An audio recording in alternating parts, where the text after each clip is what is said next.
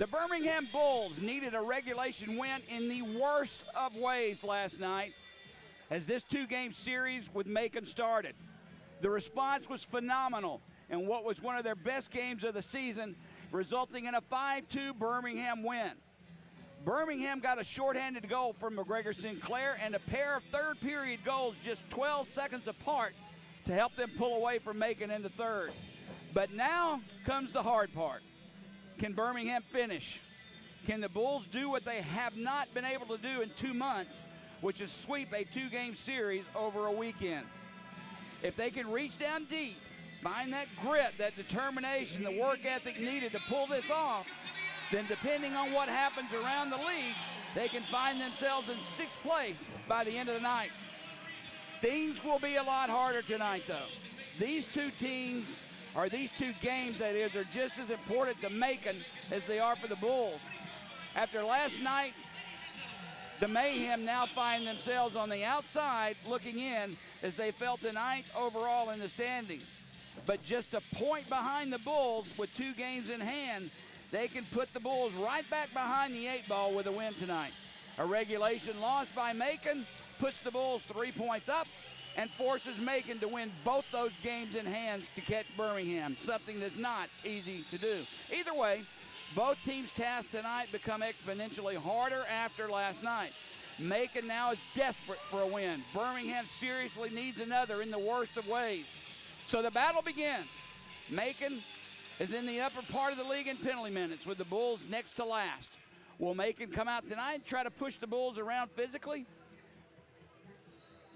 Or will Birmingham control the tempo as they did last night, playing a fast-paced, quick skating, offensive style of play?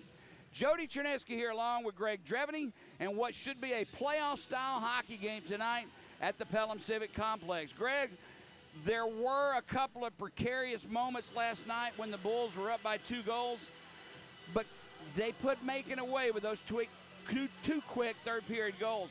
What do you expect tonight? Well, it's going to be one of those situations, Jody, where the Bulls are going to have to come out and execute just like they did in the first 20 minutes last night. And, you know, to their credit, they used that speed. They played the simple game. They had a quick transition through the neutral zone, and they worked and controlled the puck down low, and they got traffic in front of Boyko. That was key because, like you mentioned before, Boyko is not known for giving up more than 3 goals a game. Right. Last night was only the second time this season that Josh Boyko gave up more than 3 goals. Now, I don't expect to see the same Macon team on the ice tonight that we saw last night. You brought up an interesting point, and I want to bring it up. Macon bust into Pelham yesterday for the hockey game last night. I don't know if it was a sleeper bus or a seater bus. Do you think that could it possibly have had something to do with the way that game started, them being so slow? Well, I definitely think there's a different mindset, Jody, when you get on the road and you have your road routine. And you come out, you get your pregame skate in, you go back to the hotel, get your afternoon nap in, and come in. It's a lot different when you come in hot on a bus and you're stopping to grab Subway or something to eat on the road, and you come in and you just feel flat. So I'm anticipating Macon to come out tonight with a little more piss and vinegar. Yep. And I expect a really big start here by Macon. And I'm just hoping the Bulls come out and do what they did last night, because at the end of the day, Macon didn't do anything to even warrant the first goal, as it was a turnover by the Bulls that gave them that opportunity. But that's what concerns me about tonight. Both of Macon's goals came right in front of the net, loose pucks that they found and buried. Do you think tonight they're going to put pressure on that Birmingham goaltender in the crease, the area, that goal mouth area? Do you think they're going to make it difficult for the Bulls defense to clear? Oh, 100%. And, you know, now coming into tonight's game, I guarantee you that all the coaching staff went back to the hotel last night and they pulled up the game on Flow Sports and they watched the game and they looked at it. So I guarantee you one thing the Bulls want to do tonight is they want to stay out of the penalty box and not give Macon any opportunities to get in this one. Well, it should be an interesting contest. I said in my intro, I fully expect a playoff-type game tonight because, look, we can't. Playoff game. Yeah, I mean, you can't afford to keep splitting series because you're not making any ground up. So the game tonight for Birmingham is crucial, and Macon doesn't want to be forced to win 2 games that they have in hand. So this is a crucial game in the stretch in this season for both teams as we get set for our national anthem. My favorite anthem singer's here tonight. I don't know if he's a baritone or what, but goodness gracious, he can belt it out. We need to get him on America's Got Talent. Something. I mean, he's got a very, very powerful set of pipes. Parker Allison, and I'll get into him a little bit. His father came by, and when Parker played here for Birmingham, he said hello to both of us. He's always interacted with us. Very nice guy. It's good to see him again. He even mentioned the word, "We miss you guys." So I really appreciated that. We'll pause real quick for our national anthem. Say, can you see the dawn's early light, what so proudly we hailed at the twilight's last gleaming, whose broad stripes and bright stars through the perilous fight o'er the ramparts we watched were still gallantly streaming, and the rocket's red glare, the bombs bursting in air, gave proof through the night that our flag was still there. Oh, say does that star-spangled banner yet wave o'er the land of the free and the home of the brave? All right, starting lineups first for the visiting Macon Mayhem. Defensively, they'll go with Caleb Huffman and Nick Deneen. Up front, Chris Mott, Connor May, and former Birmingham Bull in his first game as a Macon Mayhem member, who they picked him up off the waiver wire after Birmingham released him, Ben Pizzamenti. For the Bulls, defensively, Birmingham will go with Jonathan Bartuccio Pereira and Connor Scahill. Up front, Colton Olenek, McGregor Sinclair, and Kip Ledzianko. In net tonight, a little change for Birmingham. Taylor Joseph gets the nod, a record of 5-1-0. 2.39 goals against and a .924 save percentage. Josh Boyko back in the net tonight for Macon, and that doesn't surprise me at all. A non-typical game for Josh last night. He has a record of 10-12, 3-0, 2.50 goals against, and a .916 save percentage. Referees tonight, we have 2 of them, Dan Fendius and Dan Sardegna. Linesman Robert Paquette and Connor Stinson. Now, talk to me, Greg, about the strategy behind going from Hayden Stewart, who was in the net last night for Birmingham, to Taylor Joseph. Well, I think it's one of those situations, Jody, where you're starting to get a 1-2 punch in Hayden Stewart and Joseph in net for the Bulls. So being that you've got a quick turnaround here, you've got tomorrow off, and then you've got Huntsville in here for a matinee game, that's where you want to come in. You're blessed to have 2 guys that could come in, and, you know, Joseph with a 5-1-0 record, that's nothing to shake a stick at, especially considering the conditions on when he came in at a must-win time of year for the Birmingham Bulls. So I have full confidence in Joseph. I think he's a seasoned veteran. He's got a good track record behind him, and I think the Bulls are going to have a heck of a night tonight and then be ready for Huntsville on Monday. Well, we'll see how it goes. We are set for the face-off. Sinclair and May go in, and we're underway. Bulls get possession of the puck early on. Pereira has it. He'll put it down into the Macon zone. Far board's played by Huffman. Tries to chip it out. He can't do it. Birmingham intercepts. Centering pass. Olenek a shot. That may have deflected off someone in front into the netting, but already a good scoring chance for Birmingham. Well, and you see how quick the Bulls are, Jody, to get in there down low. And that was one thing we noticed last night where Macon's D, they're big and lumbering, but the Bulls' quickness can get them down low, get those pucks out. And you saw Olenek out there right in that soft area looking to get a quick shot off. Face off in the Macon zone, controlled by Birmingham. There's a shot from the point, gloved by Boyko. and taking no chances of dropping and playing it. He squeezes it, and we'll do it again. Yeah, and that's a situation there, Jody. Boyko's going to stop those all day long out there. He's got a good glove hand, sees the puck well. The key to this is keeping the pucks low and getting a lot of traffic in front of them. Macon controls off the draw, and they'll pump it up to center ice. Stopped by the Bulls, loose now in the Macon zone, played by the Mayhem. Krupinski up through center ice. He gets past Kelly all the way down, and quickly, 3 stoppages already in 30 seconds of play. Right. Icing is called on Macon. And last night we had like 4 to 6 minutes, Jody, there where it was just end-to-end action and a little different pace here early. Danny Waite on the ice for Birmingham. It was good to see him back in the lineup tonight. Second game after his stint on the injured reserve. Draw control by Macon. Played far boards by Barra. Ahead to Witherspoon. Brings it in, and he'll drop it off for Kelly. Backhands one behind the net. Played by Youngworth. He can't chip it around the boards. Macon intercepts near side. Ibarra right in front. Stick save made by Joseph.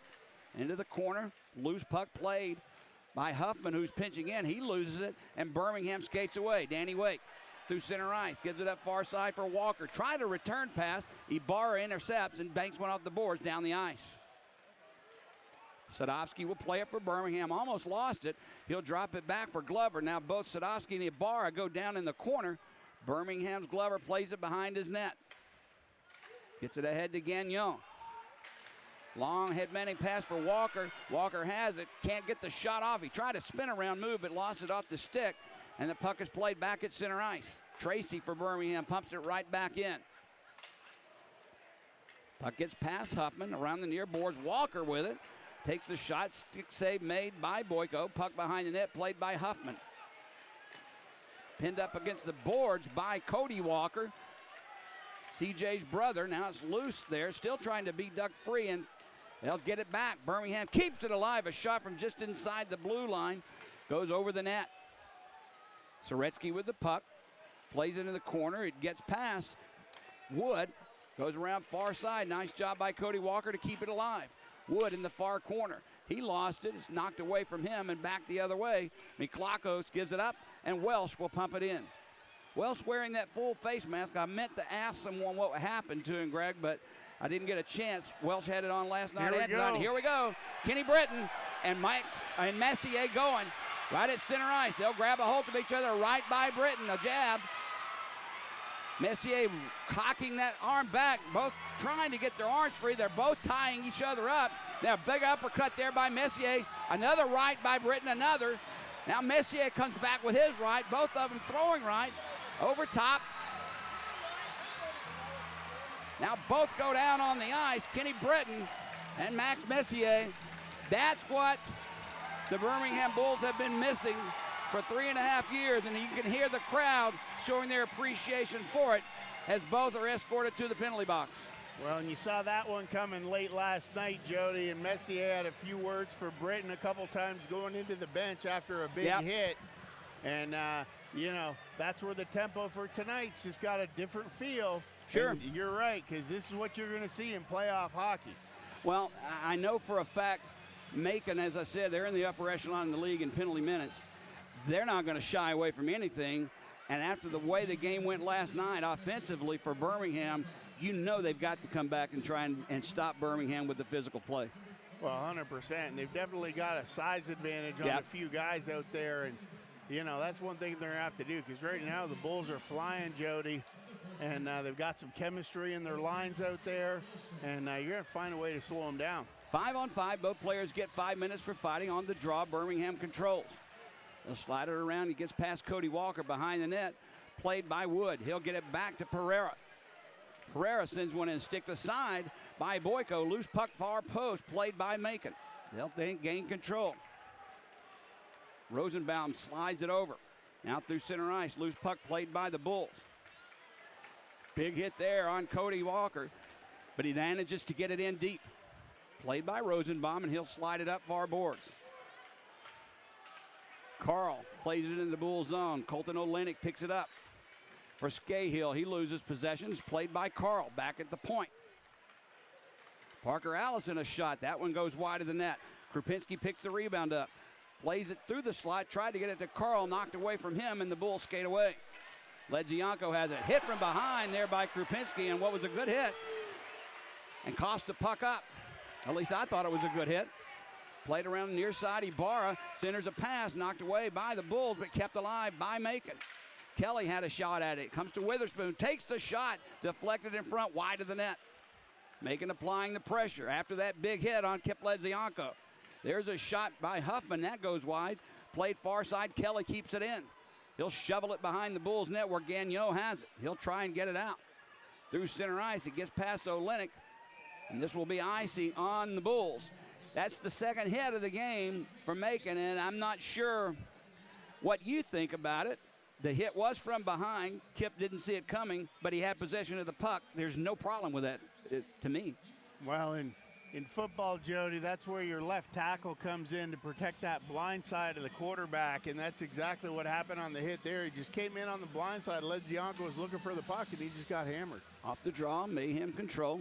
Deneen's shot deflected by Olenek behind the net, played by the Mayhem. They'll lose possession. Olenek comes out 3-on-2 at the Bulls' hurry. Olenek with the puck left wing side, brings it in. In front, looking for a deflection. Nice defensive play by Deneen, knocks it away, and the puck goes far boards where Miklakos has it. Miklakos ships it for Goldowski, avoids a check from Glover, and that would have been a big one had Drake connected. Glover tips it in to the Macon zone. Line change for the Bulls. Deneen will send it around to the near side. Played by Welsh. He takes a hit from Glover. Drake's throwing his weight around tonight. Bulls play it in their own zone through center ice. C.J. Walker with the puck. Had it taken away by Mott, but Bulls regained possession. Sadovsky's shot knocked down by the defense, and here we go, 2-on-1 the other way. Mott with the puck, brings it in, and a 2-on-1 offside for Macon. Wow, what a wasted opportunity there as the Mayhem were coming down free and clear 2-on-1, but an offside is called. Yeah, that's going to be one there, Jody. I think that was just a case of Pizzamenti being the new guy on the block, and Mott didn't want to give it to him. He looked him off across the line, and right when he should have got that first read, he should have hit him across the blue line, and he didn't do it. Interesting that Pizzamenti got the start tonight for Macon, and this is the first time he's ever worn a Macon Mayhem jersey. You know he didn't appreciate being weighed by the Bulls. Now Mott takes a hit from Tracy, goes down, loose puck now picked up by Macon. Connor May will slide it over. Both teams playing a little bit more physical brand than I expected. I know Macon was going to, but I didn't expect this out of the Bulls. Now Wood tips it in to the near corner. Matt Wood had it taken away from him by Beers. Off the boards, Birmingham intercepts. Taken away from Wood, though, by Beers, and here comes Macon. Loose puck played at the Bulls' blue line, right back out into center ice. Nathan Carl will fire it right back in. Macon will have a line change. Birmingham sets up behind goaltender Taylor Joseph. Sadovsky steps out in front, misses a pass far boards. Taken away by Macon. Ibarra takes a shot, deflected almost right in on Joseph. Kip Ledzianko try to pass, it's intercepted. There's Witherspoon, a slot save made, rebound loose, still loose. Tried once, twice by Macon to pop it in, but somehow Taylor Joseph bounces on top of the puck. And right there, Greg, once again, when that loose puck is in front of the Bulls' net, there's too much physical play and size for Macon. Birmingham just needs to find a way to clear that puck. Macon almost hammered it in again. Well, that's it. You got to find a way. But talk about Taylor Joseph, Jody, right there. There's that quiet composure I'm talking about. As that puck came in, bounced around, he made one save, whacked off his pad, 2 saves, and the guy's just rock solid there with his demeanor, doesn't panic. He knows he's getting pushed towards the goal line, so he flips around, flops down, throws his legs out, and puts up the wall to keep this one knotted at 0. That was a close one right there. I just don't like how, I don't want to say easy, that's not the word I'm looking for, but the loose pucks within 10 foot of that netminder for Birmingham tonight as Joseph always seem to find their way to the sticks of Macon. Well, it's scrambling. You know what I mean? All right, Birmingham will come back with the Ledzianko, Sinclair, Olenek line, defensively Pereira. And I did not see who his defensive partner was. We'll pick that up in a minute. Off the draw, Birmingham will send in McGregor Sinclair. Macon Thins in, that's Goldowski. Birmingham controls. Scahill's the other defensive partner. Olenek has it now. Chips one to center ice, but out of play into the Bulls bench. Birmingham will have the face-off at their blue line. Yeah. I'll come back in deep. I apologize. Yeah, interesting. I noticed that last night with Welsh too, Jody, out there with the full cage on. And, interestingly enough, but nonetheless, hey, it's a smart move. If he's got something going on, you never know. Had a puck or a stick, might have stitches, but hey, he's still out there. But he's out there playing, right. and we've always had that conversation, playing hurt versus playing injured. He's out there. Kip Ledzianko with the puck. Far boards, plays it off the stick of Olenek. They'll careen into the Macon zone. Played there by the Mayhem. On the near side, Krupinski gets it out. Scahill will catch up with it first. He puts it right back in, and icing will be called on the Bulls with 13:50 to go here in the first period. No score. Last night, Macon had a few players, and I want to ask you about this ice time. -4 on the night for Krupinski, -3 for Parker Allison and Connor Witherspoon, -2 for Ibarra. Is that because they just had bad games, or they were out on the ice all night long? I think they were out on the ice all night long, and Parker Allison's one of those guys. He's either going to get big pluses or big minuses because he's out there every other shift. Off the draw, Macon has it. They'll chip it back at the point. There's a shot by Huffman. Save made by Joseph. Traffic was in front. I'm not sure he saw that. Made the save. Now it's chipped ahead. Olenek will catch up with it first. Taken away from him nicely by Deneen, and they'll play it near side for Huffman. Back to Deneen.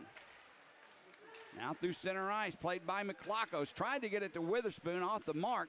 Loose puck in the right in front of the, or right in the boards here. Myers had it, lost it. Huffman will keep it alive. It goes behind the net. Kelly has it. There's a pass out in front. Ibarra had it, saved made by Joseph. What a save. Birmingham has it now through center ice. Waite pokes it in. It'll go into the near corner. Myers couldn't catch up with the puck. Loose at the Macon blue line. Out. Birmingham has it. Tracy will put it right back in. Myers goes in after it. Beers catches up with it first. Danny Waite intercepts. Loose puck. Near face-off circle. Macon banks one off the glass, but not out. Played behind the net. Boyko will play it himself. Far boards. Ibarra chips one out. And down into the Birmingham zone. Tracy will pick it up for Birmingham. Mott was on him. He'll back off now, and Tracy will set up behind Taylor Joseph. Played in the far corner ahead off the stick of Glover, so no icing. Boyko has it. Off the stick of Allison, it comes back behind the net where Connor May has it. He has it deflected away from him by Soretsky. Loose behind the goal line. It'll go far boards. Parker Allison and Glover going in after it. Glover goes down. Loose amongst the two. Now it's played off the boards. Soretsky hammers it right back behind the net. Not pretty, but the effect that they're keeping the puck in the Macon zone. Now top of the face-off circle. Birmingham had a shot at it. Mott chips it, but not out. Right on goal. Stick save made by Boyko, and smartly he covers that up. Birmingham wasn't getting quality chances there, Greg, but when you keep the puck in the offensive zone for as long as they did, strange things can happen. Well, and oddly enough, Jody, you think about how you expend energy in a hockey game, and chasing the puck in your own zone and defending your zone is a lot more tiring than when you're skating north and going on an offensive rush. So, Drake Glover out there with reckless abandon and playing the body, and that's something, you know, he did have the one tilt earlier in the season and stuff like that, Jody, but we'll talk about his accolades and how he's been producing here in the next stoppage of play. Off the draw, Sinclair wins once again. Sadovsky with it, takes the shot just a little bit wide, bounced to the far post, played by Macon. Goldowski chips it up the boards. Played into the Bull zone. Welsh goes in after it. Loose along the far side. Birmingham has it. One defensive player goes down. Birmingham's Cody Walker will bring it in. Drops it back for Pereira. Glove save as he snatched it out of the air on the shot by Pereira. Drop pass back by Cody Walker. He looks a little bit more comfortable, Cody Walker, that is, tonight than he did last night, Greg. Oh, definitely. And, you know, he had some moments last night, but it's one of those things where you get into town, you got to feel your way back to the ice and everything like that. And that was a nice rush there by Cody and a good drop pass, a good shot. But the Bulls got to keep the shots away from Boyko's glove, Jody. Last night, all the goals were scored just above his pads. Off the draw, Macon has possession. Rosenbaum off the far boards. Ahead through center ice, Witherspoon brings it into the Bull zone. He'll drop it back to Kelly. His shot deflected off the glass behind the net. Played near side, Rosenbaum has it. Slap shot goes high and wide. Far boards picked up by the Bulls. Now Youngworth has it.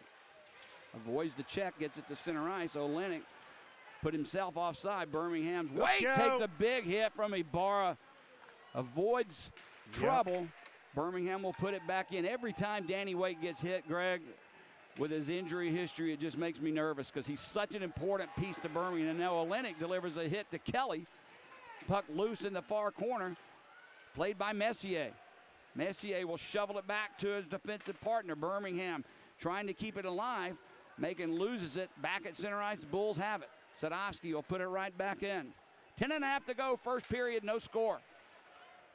Puck in the Macon zone. Soretsky doing a little forechecking, gets it back to Tracy. There's a shot through traffic. Save made. Rebound comes all the way back to center ice as Messier played it. Now Sadowski had it taken away by Messier. Loose along the far boards, played by Macon. They'll set it up on their defense. Krupinski with it. Keep an eye on a broken stick in the Macon zone as Krupinski will bring it in. Bottom of the face-off circle. A nice pass across from May. Just misfired, looking for the deflection. Puck sent back behind Joseph, who'll stop it, and he'll play it for Tracy. Sadowski, a lot of ice time here in this first period. Gets it back to center ice where Welsh intercepts. He'll bring it in. 4 Bulls back defensively. Welsh gets a backhander save made. Nobody was there for Macon for the rebound, and the Bulls clear. Now Huffman gets it ahead. Welsh will bring it in once again. Kipledzianko, good job on him. Takes the puck away. Sadowski lifts one high, and it'll come back in the Macon zone, giving the Bulls chance to get a line change. Huffman with the puck. That stick got in the way, but didn't cause a turnover as Goldowski kicks it ahead to himself. A nice play. Gets it back for McClockos for Deneen. His shot just goes wide. Played by Huffman, return. Behind the net is played by the Bulls. Sinclair with the puck. Slides it over for Kip. C.J. Walker puts the brakes on, slides it behind the net. It'll come far near side, played by Pereira. His centering pass off the mark, played by Macon. They'll bring it into the Bull zone. Nathan Carl can't get past McGregor Sinclair, who chips it over for Pereira. Pereira fires one down the length of the ice, and icing once again will be called on the Bulls with 8:41 remaining here in the first period of play. Macon out shooting the Bulls, Greg, 9-6. Yeah, I'm okay with that play there by Pereira. It's one of those things, Jody, where the D were pinching up in the play. You had forwards covering for D, and everybody was just kind of all over the ice for the Bulls. So I'm totally fine with Pereira getting that puck on the wall and just turning around and icing it intentionally just to get that stoppage of play, knowing that it's going to be a media timeout as well. So it's not so bad when you have to stay on the ice for a regular icing as when you have this 1.5, 2-minute break here to go to the bench, get some instruction, and then come back out and line it up and do it all over again. I think you were dead on, spot on, right on the mark with the lethargy, if you will, last night from Macon due to this bus ride, because this is a different hockey team we're seeing tonight. Oh, yeah. Quick step. They are not lagging behind. They are taking the play physically to the Bulls. The Bulls are returning it. I mean, like I said before, this is a playoff-type atmosphere, but Macon is a totally different hockey team tonight than they were in the first period last night. Well, and not only is it physical, Jody, but it's also reckless abandon, and every guy is puck hungry out there. You know what I mean? Every loose puck, it's not just an easy grab and go. It's a battle for every loose puck on the wall, stick battles, guys knocking each other around, and that's what it's going to take. And I think for the Bulls, they knew Macon was going to come hard and heavy, so they're bringing it instead of just taking it. Off the draw, Beers has it. He'll walk down in the bottom of the faceoff circle. His pass intercepted. Chipped to center ice by the Bulls. Rosenbaum gets it ahead to Kelly for Beers. Witherspoon is streaking, but they can't get him the puck. Loose puck picked up by Mateo Ibarra. Shot. That one goes wide of Taylor Joseph. Rosenbaum sends it into the near corner. Ibarra was there, but he's checked by Pereira. Played off the stick of Myers, now picked up by Macon. Kelly will bring it in. Kelly's shot goes wide, banked off the boards into the back of the net. Macon has possession. Off the body of Cody Walker, still loose. Scahill has it. He'll send it far side for Myers. Not a lot of experience on this line for the Bulls. They'll get it to center ice. Krupinski will send it right back in. Stopped by Joseph, and he'll leave it for his defense. Cody Walker with it now. Look out. Slow pass over, almost intercepted. Sent right back into the Bulls zone where Pereira slides it near side. Scahill. Pass ahead to Myers. Kind of misfired on it, but he does get it in. Played deep now by Krupinski. Krupinski. Far side played by Macon. Birmingham trying to bottle up their exit, and they've done a good job so far. Now off the skate of May, Youngworth will put it right back into the Macon zone. Caleb Huffman has it for Krupinski. Almost lost possession, but he does manage to get it to center ice. May will tip it into the Bull zone. Played by Gagnon. Youngworth banks one off the side boards. Intercepted there by Huffman. He'll bring it in deep. Centers a pass over. Look out, score. Yep. Chris Mott, as Birmingham could not clear the zone, had the opportunity, could not do it. Macon takes the turnover, turns it into a goal. 1-0 Mayhem. Well, and that was some nice misdirection there by the Mayhem right in front, Jody. Puck came right to the slot, and instead of taking that shot through traffic, just a little backhand dump pass, Mott coming in and just roofed it on Joseph, and that'll put the Macon Mayhem up 1-0 here with 6:48 to go in the first period. That's Mott's third goal of the season. With a couple of teams started with Roanoke, now with Macon. We'll get the assist in a minute. Time of the goal, 13-12, making up 1-0. There's a shot taken by Tracy. Stick save. Rebound comes back to the blue line. Sadowski has it. They'll play it down low. Soreski spins away, gets it out. There's a shot just whistled wide by Britton. Now Wood knocked off the play. Britton tried to take Welsh out, missed. Puck comes deep into the Bull zone where Sadowski has it. Off the boards, Kip Ledzianko, a nice chip pass over for McGregor Sinclair. 3 men back defensively, he has nowhere to go. He'll play it behind the net. Slides it over for Olenek, who'll have to hustle to keep the possession. Gives it to McGregor Sinclair. There's a shot by Olenek, deflected, just trickled wide of this near post, and Macon lifts it down into the Bull zone. I've seen many a goalie hyperextend a knee or a hamstring right there, just like Boyko did on making that extra effort on that save. Now Ledzianko gains the center ice stripe and lifts it in deep. Played by Rosenbaum. Takes a big hit by Kip Ledzianko, and an intercepted pass shot taken by Scahill. Save made. It's amazing how checks result in scoring opportunities. Puck loose along the far board. Scahill once again takes the shot. It's blocked. He gets his own rebound. Now it's loose, bottom of the face-off circle, played by Witherspoon. Intercepted pass, Glover's shot goes high and wide. Birmingham forechecking, doing its job. Danny Waite circles just inside the blue line, takes a shot. Glover was there, couldn't get a stick on the deflection, and Macon will clear it down the ice. Icing will be called on the Mayhem. That is the Birmingham Bulls' best scoring opportunity of the game so far. Well, and what a smart shot selection there by Waite, Joe. Did you notice that right from the top of the circles? And he just laid one in there and made it tough for Boyko to handle that, knowing that Glover's all over the top of the paint. And those two guys together, you know, you mentioned Danny Waite having the injuries earlier, but when he plays, very effective, scoring 6 goals on 25 shots, 24%, which is the best in the league. Birmingham tries to get possession on the faceoff, can't do it. This is a really odd, I'm not comfortable with this matchup on the ice right now for Birmingham. Gagnon will fire it right back in. Boyko stops it and leaves it for Krupinski. Had a rough night last night. We'll see what he can do tonight. Michael Krupinski now through center ice. Cody Walker over. He can't get the puck away, but it's picked up behind the Bulls net by Gagnon. Birmingham just sends it back out. Look at this. Is not going to be icing. Krupinski will play it. Cody Walker doing some forechecking. Ran into Boyko. Boyko actually extended his leg. Yep.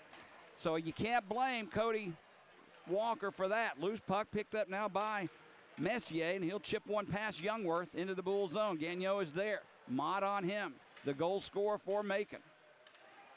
Slides past Soretsky back into the Macon zone. Huffman has it. Caleb Huffman now through center ice. Knocked away from him by McGregor Sinclair on the poke check, but taken right back in and sent to the Bull zone.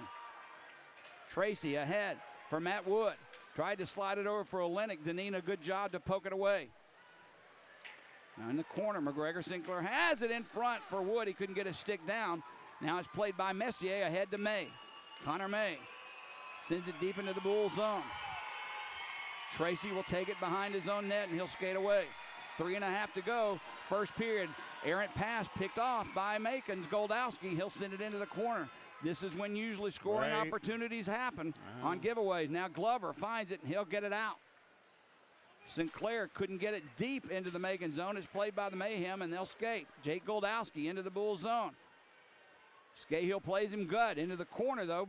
Loose puck played behind the net. Still loose, picked up by McClockos. He scored.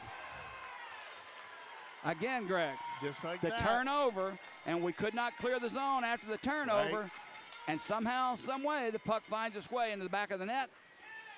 And Macon takes a 2-0 lead. Well, and that's one thing that Macon's really dangerous at, Jody, when they come in those two transition zones at our blue line and their blue line. Anytime we don't get the puck deep, you saw how quickly they push it up to that far side with Goldowski coming down that set up that play, and he just maintained control of the puck, pushed it down low, and then with all the flow of the traffic going from left to right behind the net, a little dump backhander pass to Welsh, and he had a wide open cage there because Joseph had to push across to play the wraparound. 2-0 Macon leads, 3:08 to go in the first period. This is not what Birmingham wanted. Behind the net, Wood intercepts. Can't get past Connor May. Slides it back to the blue line behind the net. Play for Soretsky. It gets past him. Pereira pinching in, keeps it alive. Takes a big hit from Krupinski. Now it's loose behind Boyko. Krupinski gets it ahead and out into center ice. Loose there, picked up by the Mayhem. That's Parker Allison with the puck. Off the stick of Nathan Carl, played into the near corner. Scahill taken into the boards. Soretsky with the puck. Skates almost into a slot, slides it over. We just need to get the puck out. Right. Now Colton Olenek pokes it into the near corner. Kip Ledzianko in, taken away from him by Beers. Far boards played by Pizzamenti, who has it, and he'll chip it back to his defensive man. Gets past Connor May. Birmingham has it. Youngworth off the stick of Olenek in. Under 2 minutes to go, first period. Bulls trailing 2-0. Rosenbaum with the puck. Slides it into the far corner. Youngworth is there for Birmingham. Chips one off the boards and out. I'd rather see that than what has happened in the prior 2 goals for Macon, resulting in a Bulls player not being able to clear the zone. Now Witherspoon has it. Through center ice, off the stick of Ibarra. Youngworth gets it ahead. Huffman will go back and get it. No icing. Waite comes in after, tries to take it away, as does Glover. Now it's loose behind the net. Comes near side, played by Goldowski. He gets it past everyone back into the Bull zone where it'll be played by Sadowski. No icing as Sadowski skates around behind his own net. Now Danny Waite chips it in. Birmingham loves to take that pass in their own zone deep, get it to the center ice stripe where someone just deflects it deep. Macon is on that. Minute left to go, first period. C.J. Walker with the puck. Banks one off the glass, back behind the net where it's stopped by Boyko. He plays it himself. And just that quickly, the puck's out. Welsh with the puck. Can't get past Tracy, so he lets it slide in deep. Joseph plays it far side, out through center ice. Wood puts it in, but not deep. Messier will play it back to Huffman. Huffman safely behind his own net. Out of harm's way to Mott. He tried to set it up for May, intercepted by the Bulls, but Macon takes possession back. Deneen ahead, off the stick of Messier in deep. Birmingham has it. They'll try and get it out. Soretsky puts the brakes on right at that face-off circle, manages to get it across and out.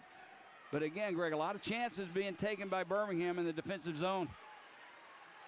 Now Scahill pushing and shoving far side with Messier. As the horn goes to end the period, Scahill's not going to shy away from anyone when it comes to fights. Messier's already been in one this period with Kenny Britton. And that's all well and good, but more importantly, Macon takes a 2-0 lead into the locker room after one period of play. Greg, we've talked about the turnovers in the Birmingham zone and also about the inability to get the puck out, resulting in Macon scoring chances, and sure enough, 2 goals because of it. Yeah, Jody, there's, you know, something that I'm going to have to go back and look at over that, but it's almost like, you know, the Bulls have really good line transitions and changes and stuff like that, but when you mention the 3 new guys being, I say 3 new guys, but it was Soretsky, Cody, and Myers.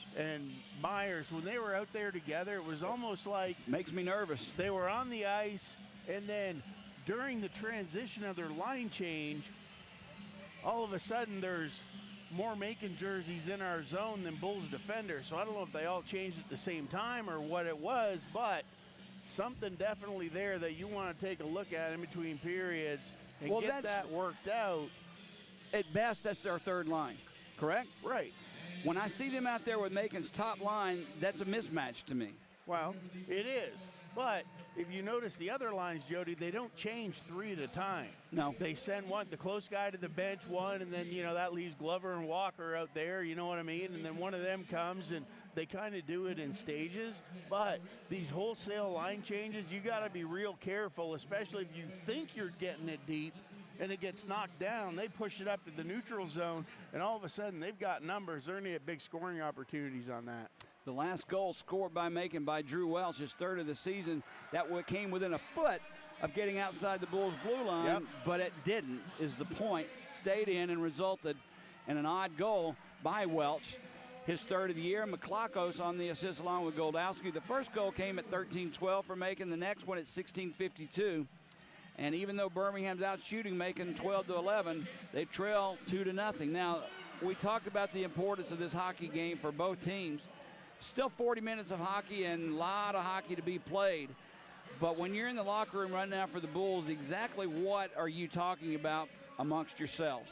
Well, honestly, I think that the Bulls carried a lot of that period, Jody. I just think that they had some breakdowns in their zone, and the bottom line is you got to clear your blue line, and then you got to clear the next blue line. You got to get the puck deep. That's where the Bulls have success. They get their speed, because if you don't get it clear on Macon's blue line and you've got 3 guys rushing on a strong forecheck, that's going to turn into problems with the puck coming the other way. Well, in my opinion, Macon has caught on to the exit passes for Birmingham, where they're taking the puck deep in their own defensive zone and firing it to the blue line where someone is cruising and they just deflect it in deep. Macon's already sending players into their own zone because they know it's coming. So what do you do to change that up? Well, you change it up and you throw it cross ice in the neutral zone once you gain the neutral zone, and then you have to start carrying it in and mixing it up a little bit. Based off of when they're backing up and playing deeper, you don't just dump it for the sake of dumping it. You carry it in, you mix it up, but you maintain possession of the puck. All right, that's the end of the first period of play. We'll take a break, come back in about 14 minutes. Score at the end of 1, Macon 2, Birmingham nothing. You're listening to Birmingham Bulls Hockey.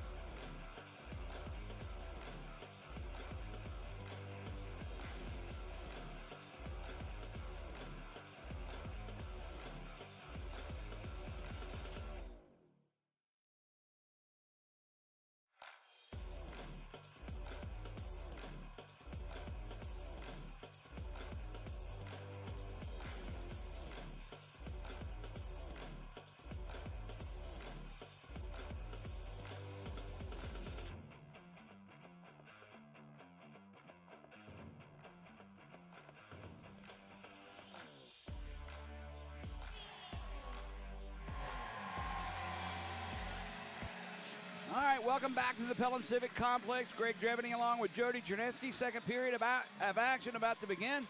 Greg, we were talking in the break about Birmingham's top line of Kip Ledzianko, C.J. Walker, and Drake Glover, and Macon doing a stellar job, if you ask me, of neutralizing them.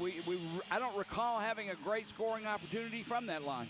Well, Macon is doing a good job, and I'm not going to say shutting them down, Jody, because who were the biggest hits of the period from? That line. Yeah, that's what I mean, right? So when you play physical, you have to answer with physical back, but for the Bulls, that's not something that they want to rely on out of Glover and Ledzianko with them getting your big hits, because you want them handling the puck and getting those offensive scoring opportunities. So we'll see what happens here in the next 20 minutes, but the Bulls need to turn this one around and get one in on Boyko and get him thinking a little bit like he was last night, because right now everything's high in his glove, and aside from He's that, seeing everything. Right. Aside from that shot from Danny Waite, that low one with Glover in front, that was probably the Bulls' best scoring opportunity of the period. Yeah.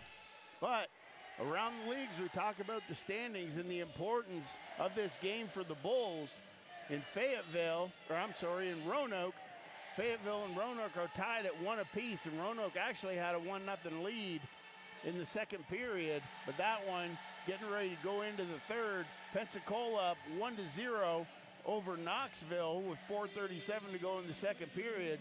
Here in Pelham, Macon 2-0 over the Bulls, getting ready for second period action. Peoria 2, Quad City 0. That's good news for the Bulls. Well, it seems like there's good news everywhere except right here. Well, 40 minutes to go, but this next goal, Greg, if you ask me, is going to be huge. It's either a 3-goal lead or we got a brand new hockey game. 100%. And in that statement, Jody, I guarantee you all eyes were on the Around the League scoreboard on the SPHL website in between periods, and everybody's looking and saying, hey, everything's laid, the bread's in the oven, all we got to do is bake it, boys, so let's get out there and fire up the burners. Already before the start of the period, we're having a discussion at the scorers table. Both referees over talking with the official scores about something, both Dan Findius and Dan Sardegna. Olenek and Goldowski, they're waiting for an explanation. What do you think this could be? The clock looks fine. I don't know what would hold the face-off up. Well, I mean, I don't know. I mean, at the end of the period. Big discussion right now. Well, you had, Messier and Scahill. Yeah. Right? Yeah. They were kind of squaring off, so maybe they're just having a little conversation saying, hey, boys, let's get back. But wouldn't you go to the bench to have that conversation? You would think, but who knows? Well, they'll break the discussion up. We'll have our face-off at center ice. McGregor Sinclair for Birmingham. Goldowski wins it for Macon. Caleb Huffman has it. Backhands a pass over. Welch tips it in, but offside is called as Miklakos was in ahead of the play. So we'll have a face-off just outside the Bulls' blue line, 10 seconds into the second period of play.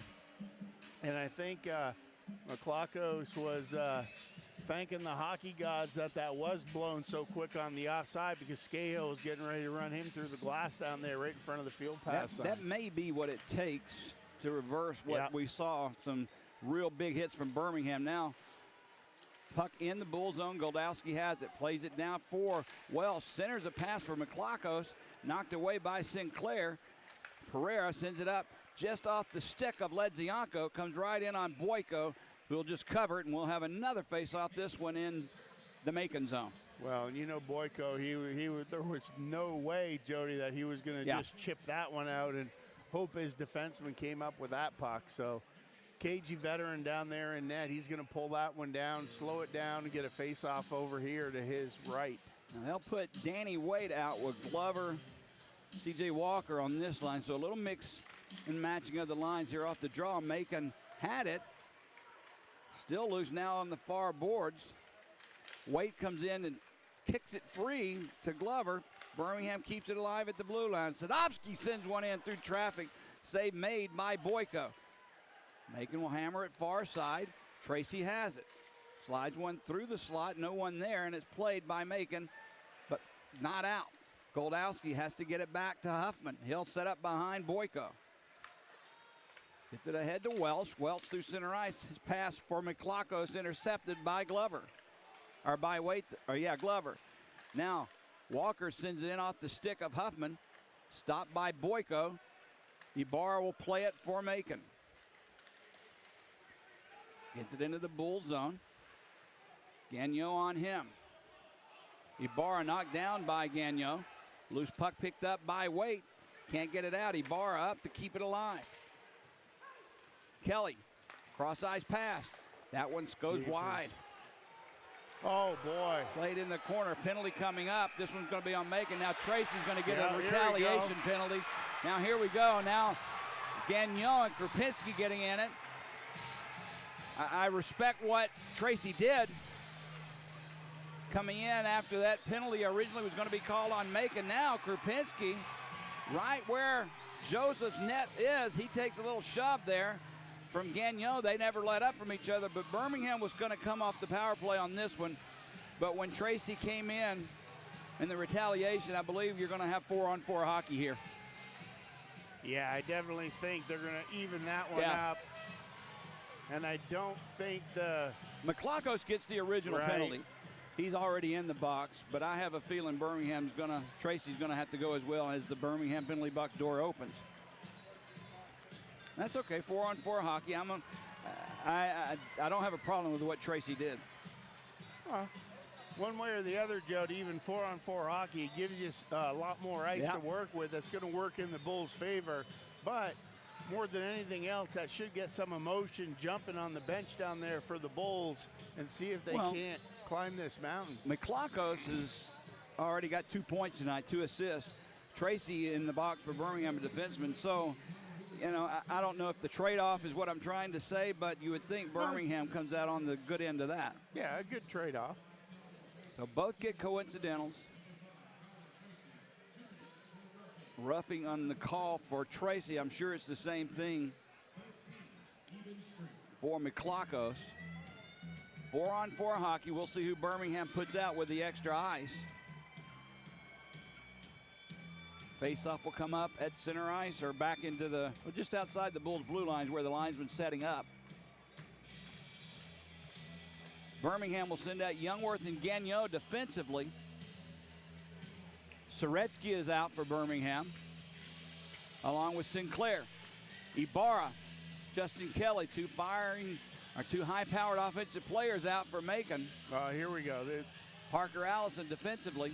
This is what you were looking for. Sinclair and Ledzianko's out there now. All right, Sinclair and Ledzianko now instead of Soretsky. Now Youngworth has it off the draw, gets it for Kip. Kip will circle back with the open ice. He'll skate. Avoids one check. Takes the other one, though, by Kelly. Now played behind the goal line by Sinclair. Kip Ledzianko, a shot just from the far side of that post. It gets out of play. Kip avoided one check, took the second one, but somehow found a way to get back on the ice and get a scoring chance there. Well, and that's something, Jody, I don't think is going to go unnoticed by the Bulls, because that hit on Ledzianko, it was a little late in the neutral zone right in front of the Bulls bench. May and Mott out for Macon. Drake Glover on the draw for Birmingham, out with C.J. Walker, Youngworth, and Gagnon. Loose puck out the draw, kicked behind the net where it's played by Huffman. Caleb Huffman. Off the skate of Glover, it comes right back to Deneen, though. He'll leave it for May. Minute and a half to go on the coincidental minors. Connor May now through center ice. Banks one off the boards. Youngworth has it. Slides it over for Gagnon. Chipped into the Macon zone. Taken there by Huffman. He'll get it back to center ice. Nice pass. Better catch by May. He takes a shot. Stick save made by Joseph. He'll slide it behind his net. Gagnon goes down. Loose puck. Wait. Tips it ahead to Walker. One man back. Walker comes in with Wade. Walker's shot just under the arm and wide of the Macon net. And the puck comes back outside the blue line. Good scoring chance there by Birmingham. Waite will bring it in. He has Walker with him again. Waite muscling the puck in, just couldn't control it. Played now by Mott behind the net. Macon has it. Huffman. He'll leave it for Krupinski. Goldowski circles in front of him. Krupinski walks it out. Back through center ice now. Michael Krupinski. Krupinski's shot goes wide. Puck played far boards. He chases his own rebound, catches it up for Goldowski, takes the shot, save made, rebound loose. Joseph wasn't sure where that puck was. He looked behind him, but it was underneath his pads. Face-off will be in the Bull zone. That was a dangerous scoring opportunity for Macon. Well, Jody, if you notice here, you can see Macon. They're definitely feeling their oats a little bit here and got a little bit of swagger in their step, the way that they're playing. And we talked about those things that you can get away with when you have 3 refs versus 4, but Macon doesn't seem to care right now, and they are just taking their liberties right now on the Bulls on those little areas like down there in front of the bench. You know what I mean? Yep. 15 seconds remain on the Miners. Penalties, a cross-checking to Witherspoon, roughing by Tracy. Bulls control on the draw. Played behind their own net. Ahead to Wood. Sets it up far side for Pereira through center ice. Tried to get it to Wood. It'll come into the near corner. Parker Allison catches up with it first. Wood takes it away. Now it's loose in the corner as the penalties expire. Both teams at full and even strength. Played by Boyko. He'll slide it around far boards. In front, intercepted by Goldowski. There's a scoring chance for Birmingham. Cody Walker tried to bank it in off Boyko's backside and almost worked. Puck played near side. Wood has it. Back for Skahill looking for a deflection. Walker goes down. Krupinski once again gives him a little two-hander with the stick. Walker not quite the same size as Krupinski, goes down, but no call is made. The referee was standing right there, and Cody Walker's not arguing. But you see the difference when those pucks are thrown in on the net, what it looks like in front of Macon's goal and Birmingham's goal. In front of Macon's goal, guys are laying on the ice. Yeah, you're right. Soretsky on the draw for Birmingham. McClockos for the Mayhem. No one controls this loose, played along the near wall by Macon. And they'll bring it out. Ibarra gets it ahead for Kelly, taken away from him by Sadowski. He couldn't get it over in the slot to Myers, who now picks it up in the corner. Matt Myers behind the net. Circles far side, still holds on to the puck. Slides it back for Soretsky. Cody Walker there as well. He'll get it back to Sadowski. Takes the shot, deflected in front. That one goes wide. Now through center ice, Birmingham has it. Myers puts it back in. Right in front of the Bulls bench, played by Macon. Whistle blows, and offside is called on the Mayhem. 15-17 to go, second period still 2-0 Macon. And another big hit by Ibarra right there in front of the Bulls bench, Jody. Definitely a physical presence being established here by Macon in the first 5 minutes of this second period. Sinclair out with Ledzianko and Olenek. Youngworth and Gagnon on defense for the Bulls. Deneen for Macon tips it into the Bull zone where it's played near side by Youngworth. Off the skate of Messier, loose, picked up by Welsh, and he'll hammer it behind the net. Gagnon off the far boards for Olenek, who chips it ahead to center ice, and Welsh will go back to pick it up for Macon. Gets it past Olenek. And Youngworth picked up in the Bull zone, dive by May. Gagnon on him. Now it's loose behind the net. Still loose. Messier and Sinclair fighting for it. It gets back past everyone and out. Down the ice, they'll call icing on the Bulls unless Boyko plays it, and he does. That's odd. To Huffman near boards. Intercepted by Ledzianko. His centering pass for Wake didn't connect. Now it's loose along the far boards. Deneen slides it over near side for Huffman, who gets it back. Skahill keeps it alive. Near face-off circle, Macon has it.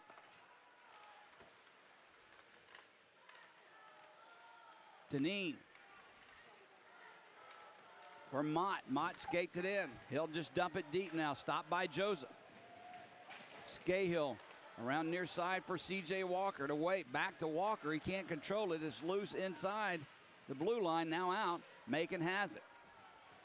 Michael Krupinski off a -4 night last night. Gets it ahead to Ibarra. Ibarra through the slot. That one goes high and above the net. Rebound comes out far side. Picked up by the Bulls. They'll just lift it out where Allison stops it and plays it himself for Witherspoon. Skahill intercepts that pass. Pereira gets it ahead to C.J. Walker. Krupinski takes it away from him. Cody Walker, his brother, tips it in, but not deep enough. Macon has it. They'll lift one high into center ice. Played there by Tracy. Avoids the hit by Witherspoon, but gets it in deep. Witherspoon has it, gets it ahead to Ibarra on a nice pass, brings it into the Bull zone. Can't get past Sadovsky. Tried to maneuver around him. Wood now has the puck. Taken away from him by Kelly. Centers a pass, gets past everyone, back into the Macon zone. No icing, as that was actually a pass by Macon that sent it down the ice. Behind the net, it gets past Evan Beers. Soretsky goes in after it, tries to keep it in for Birmingham, takes a hit. Gets it behind the net for Wood. Centers a pass off the mark as that was deflected. Comes back to Soretsky. Near side, Tracy didn't get all of that centering pass on the one-timer. Puck is loose, goes far boards. It gets past Sadovsky. Look out. Here we go. Tracy's back defensively. There's a shot save made by Taylor Joseph off the stick of May. Now some pushing and shoving to the side of Taylor Joseph. May really didn't have that was not the best opportunity for Macon. He had Tracy beat, but he took the shot, in my opinion, a little too quickly. He could have tried to cut in front, but nonetheless, Joseph made the save with 12:33 to go here in the second. Well, you're definitely calling a lot of names that were nowhere to be seen last night, Jody, for Macon. And exactly. May being one of them, but tonight is May, Messier, Goldowski, Welsh. You know what? They're just showing a different side of them today. Mott's another one. So, Bulls are going to have to answer this, but the difference right now, I think, is in the transition and how the teams are breaking out of their defensive zone. Because, like, you can see Macon, they're making passes, tape-to-tape passes through the neutral zone. They're entering, they're maintaining puck possession. Where Birmingham, like I said, they're deflecting the puck at that center ice stripe and chasing. Just seems to be, they're chipping it out, and when they just clear the zone, it's going right. Like, I remember Allison standing right there at the red line. You know what I mean? Just gloves one down, pulls it down, throws it across, and here comes Macon again, playing with the short field. Face-off in the Bull zone to the left of Taylor Joseph. McGregor Sinclair on the draw for Birmingham. He's out with Olenek and Kip Ledzianko. Ibarra on the draw for Macon. Controlled by Birmingham, comes right past Taylor Joseph, chipped along the boards. Kip Ledzianko couldn't get it out. Kelly for Witherspoon. Loose puck. Ibarra tried to play and keep it alive. Still loose in the Bull zone. Now finally out. Kip Ledzianko. Nice reception of the pass through center ice, but he couldn't get it deep. Easily chipped right back out by Macon. Puck played into the Macon zone again. They'll have it there behind their own net. Whips one around the boards. Kelly has it. For Huffman. Huffman slides it for Ibarra. Kelly in front. Huffman was cruising. He couldn't get in the puck. Birmingham, they hurry 3-4 on 2. McGregor Sinclair brings it in. Drops it to Olenek. Olenek slides one for Ledzianko. That deflection was really a one-timer, but he missed the net. Now Gagnon takes the shot. A wrister nowhere near the net. Played by Macon and out. Wasted opportunity for Birmingham on a 4-on-2, Greg. Far side, Gagnon has it. Sends it into the near corner. Off the glass. Huffman will play it far boards. Britton is there for Birmingham. Kropinski takes it from him. Now it's knocked back behind the Macon net, where Huffman will play it off the boards. Youngworth, for the moment, had it. Now he does it center ice, and he'll drop it back for Gagnon. That one goes out of play off the stick of Soretsky, so 11:08 to go, second period. Birmingham still looking for that first goal, down 2-0. But that's exactly what you're talking about, Jody. That wasn't a pass from our blue line to Soretsky. Yeah. That was 4 feet off the ice, so he did a good job just getting his stick on it, period. But in that deflection, it goes over the glass. Now you got to turn around and do it all over again from the neutral zone. Off the draw, loose puck played by Macon. Parker Allison backhands a pass over. Now through center ice. It gets past Mott down into the Bull zone, and icing will be called. Generous call, as Scahill probably would have touched up, but nonetheless, they blew it 15 feet away from the puck. Face-off will come deep into the Macon zone. Shots even right now, 17-16. Doesn't seem that way, though. I know, in favor of the Bulls, but like I said, Macon, in my opinion, has definitely had the better scoring opportunities here. especially in the second period. Danny Wade on the draw for Birmingham, out with Glover and C.J. Walker. Back at the point, played by Pereira. Sends one in wide of the net. Bounces near side, played by Macon through center ice. Mott plays it in. Birmingham will come right back out. Pereira, nice pass ahead to Walker. 4 men back defensively, somehow manages to keep a hold of the puck. Now Scahill finds it loose, tried to play it deep and does. Allison will pick it up for Macon. Steps out far side of his net. He'll skate away with the puck. Backhands one in the Bull zone. Scahill will be there first before Miklakos. Connor Scahill sends one ahead past Walker. Played by Boyko. He'll leave it for Beers. Puck loose now at center ice. Gets past everyone. Sadowski will have it for Birmingham. Banks one off the boards and the stick of Waite. Waite will bring it in. Somehow found it. Danny Waite. Tried to backhand a pass over. Now a penalty coming up. Well, no, I apologize. The net knocked off its mooring by Connor May, his own man. Danny Waite had an opportunity, Greg, in my opinion, to shoot there, but opted to backhand to pass over. Maybe he wants that back, maybe he doesn't, but who am I to second guess Danny Waite?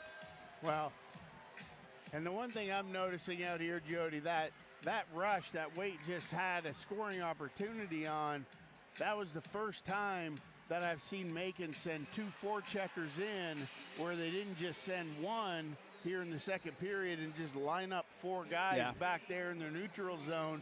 And what happens, because like last night, it seemed like Macon was chasing the Bulls a lot more than they are tonight. Now they're just kind of sending one guy, putting 4 guys back and saying, okay, come through the wall. And that's what we saw there on a 1-on-4. Kind of hard to penetrate a 4-man wall. It is. Which is why you're seeing Birmingham deflected in deep. The problem is Birmingham is having an issue dumping and chasing and gaining possession. Right. Just dumping isn't enough, Jody. The chase part has to go along with it. If you don't have somebody flying down that weak side, going in after the puck, then all you're really doing is creating just a long turnover. All right, face-off will be in the Macon zone. To the left of Josh Boyko, who looks more like himself tonight than he did last night. Yes. Soretsky on the draw for Birmingham. He's out with Cody Walker and Matt Wood. Tracy and Sadowski defensively. Connor May on the draw for Macon, waiting for the drop of the puck. Drop played by Macon. Beers chased by Wood, still has possession of the puck. Through center ice for Messier. He draws it for Beers. Bounces off his stick. Tracy backhands one out to center ice. Macon has it. It gets past Rosenbaum, but Birmingham couldn't take the puck away. Now the whistle blows. Yeah, Rosenbaum. Got a Macon player down. He's getting up. He's okay. Rosenbaum was there with Wood, but he's favoring that right leg, Greg. I don't know if Rosenbaum's 100%. He's not putting any weight on that right leg. Well, I don't know if it's not putting any weight on it, Jody, or if it's I see. He went into the boards with that right skate. He'll jump over the boards. We'll keep an eye on him as we're back to action here. Deneen will drop it back for Huffman. He'll skate it through center ice. Sends one into the far corner. Catches up with it first. Tracy on him. Tied up underneath both. Cody Walker trying to manipulate Carl and the puck. Tracy comes up with the puck. Pass over for Wood. Far side, nice reception by Cody Walker. He'll bring it in, slides it over for Soretsky. Couldn't get the shot off as Goldowski was all over him. Goldowski sets it up far side, Macon. Nathan Carl with it, gets it past Gagnon in deep. Youngworth catches up with it first, but can't possess it. Pizzamenti behind the net, Gagnon plays it far side. Cody Walker with it. Nice pass over from Matt Wood.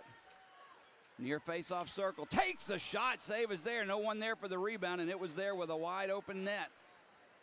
Now through center ice, Nathan Carl sends one in high, back behind the Bulls net. Youngworth, good job, pokes it to the far side. Krupinski was there, though, to keep it alive for Macon. Witherspoon plays it behind the net. Youngworth there for Macon to Kelly.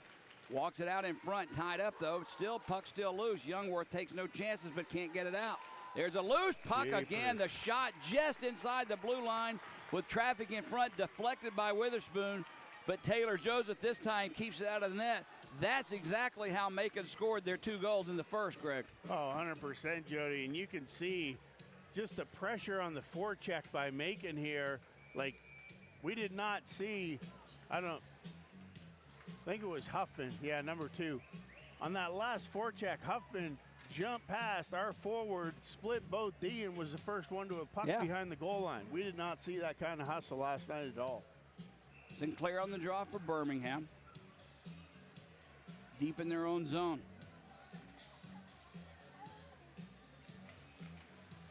One by Connor May, gets it to Huffman.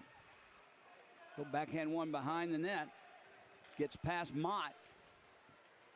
Kipledzianko chips it to center ice. Finds the loose puck, gets into the Macon zone. They're all over him, Mott. Right. Now May takes the puck away, slides it far side. Pereira had it, lost it. Here comes Macon the other way. They'll send one into the near corner as it's dumped in, played by the Bulls, Scahill. Couldn't clear. Mott slides one over for Krupinski. A shot save made. Rebound loose through the slot. Kicked into the near corner. May has it. He's watched by Scahill. Now Olenek tries to take the puck away. He can't. Played behind the net. Joseph plays it himself. Around the far boards for Olenek. That pass didn't connect. Now Messier in front for Kelly. Takes one whack at it, 2. Reapers. Goes wide. Now Olenek far boards, gets it ahead. Kipledzianko with it, no one to help. Finally drops it back for Waite. Puts the brakes on. Almost outside the blue line, so he has to send it in deep. Boyko very good with the stick, plays it. Glover gives it up for Waite. Takes the shot. That one goes wide. Gets past everyone into center ice where the Bulls have it. Tracy puts it right back in. This one gets past Boyko. Allison nicely plays it far boards. C.J. Walker behind the net for Waite, tied up by Allison.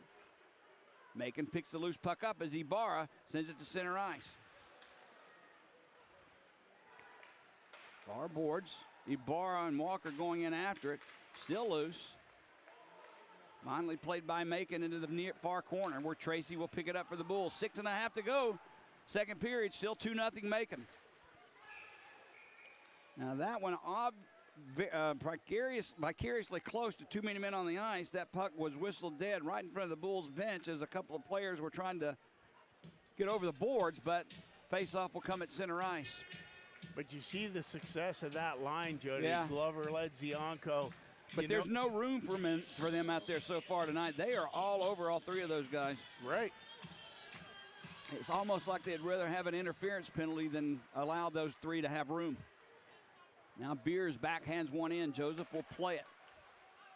It gets over for Cody Walker. Pass over for Soretsky, return to Walker. He'll cross it into the corner, but stopped by Boyko. He'll leave it for Beers. Gets past everyone, played by Gagnon. Behind the net, Soretsky. He'll curl around far side. His pass knocked down by Deneen, and it's set near boards where Youngworth will play it. Youngworth pinching in from the point for the moment, keeps it alive for the Bulls. Tied up underneath of 4 players, Soretsky will try and dig it out.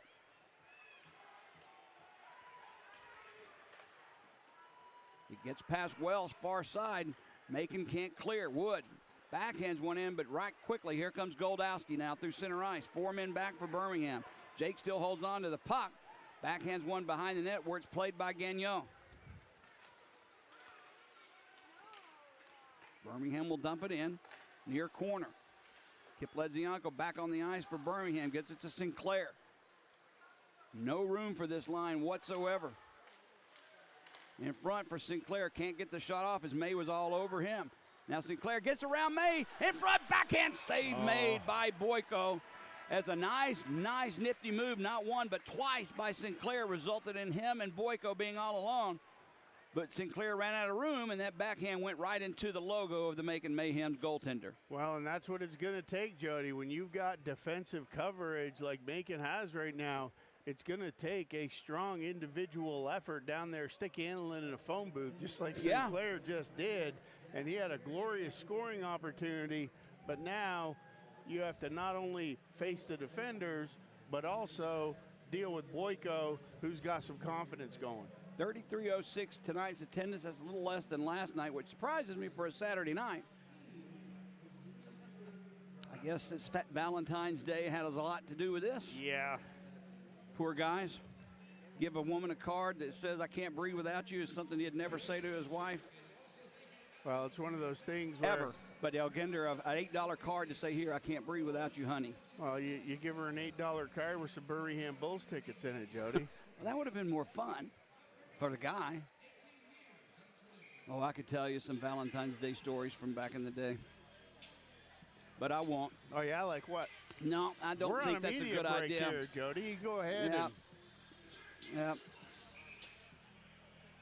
4:52 to go, second period. As the last media timeout of the second period is taking place. 19-18 shots on goal for the Bulls. Shots on goals for the Bulls are a lot harder to come by tonight than they were last night. Macon has tightened it up and made it very difficult for the Bulls to get any space for shots. Off the draw, played loose. Sinclair for Ledzianko. He got a good shot at it, but was deflected by Huffman out of play. Ledzianko throwing his head back. He knows the chance was there, right. But again, when you're in that close proximity to a defender, it's hard to get a shot off.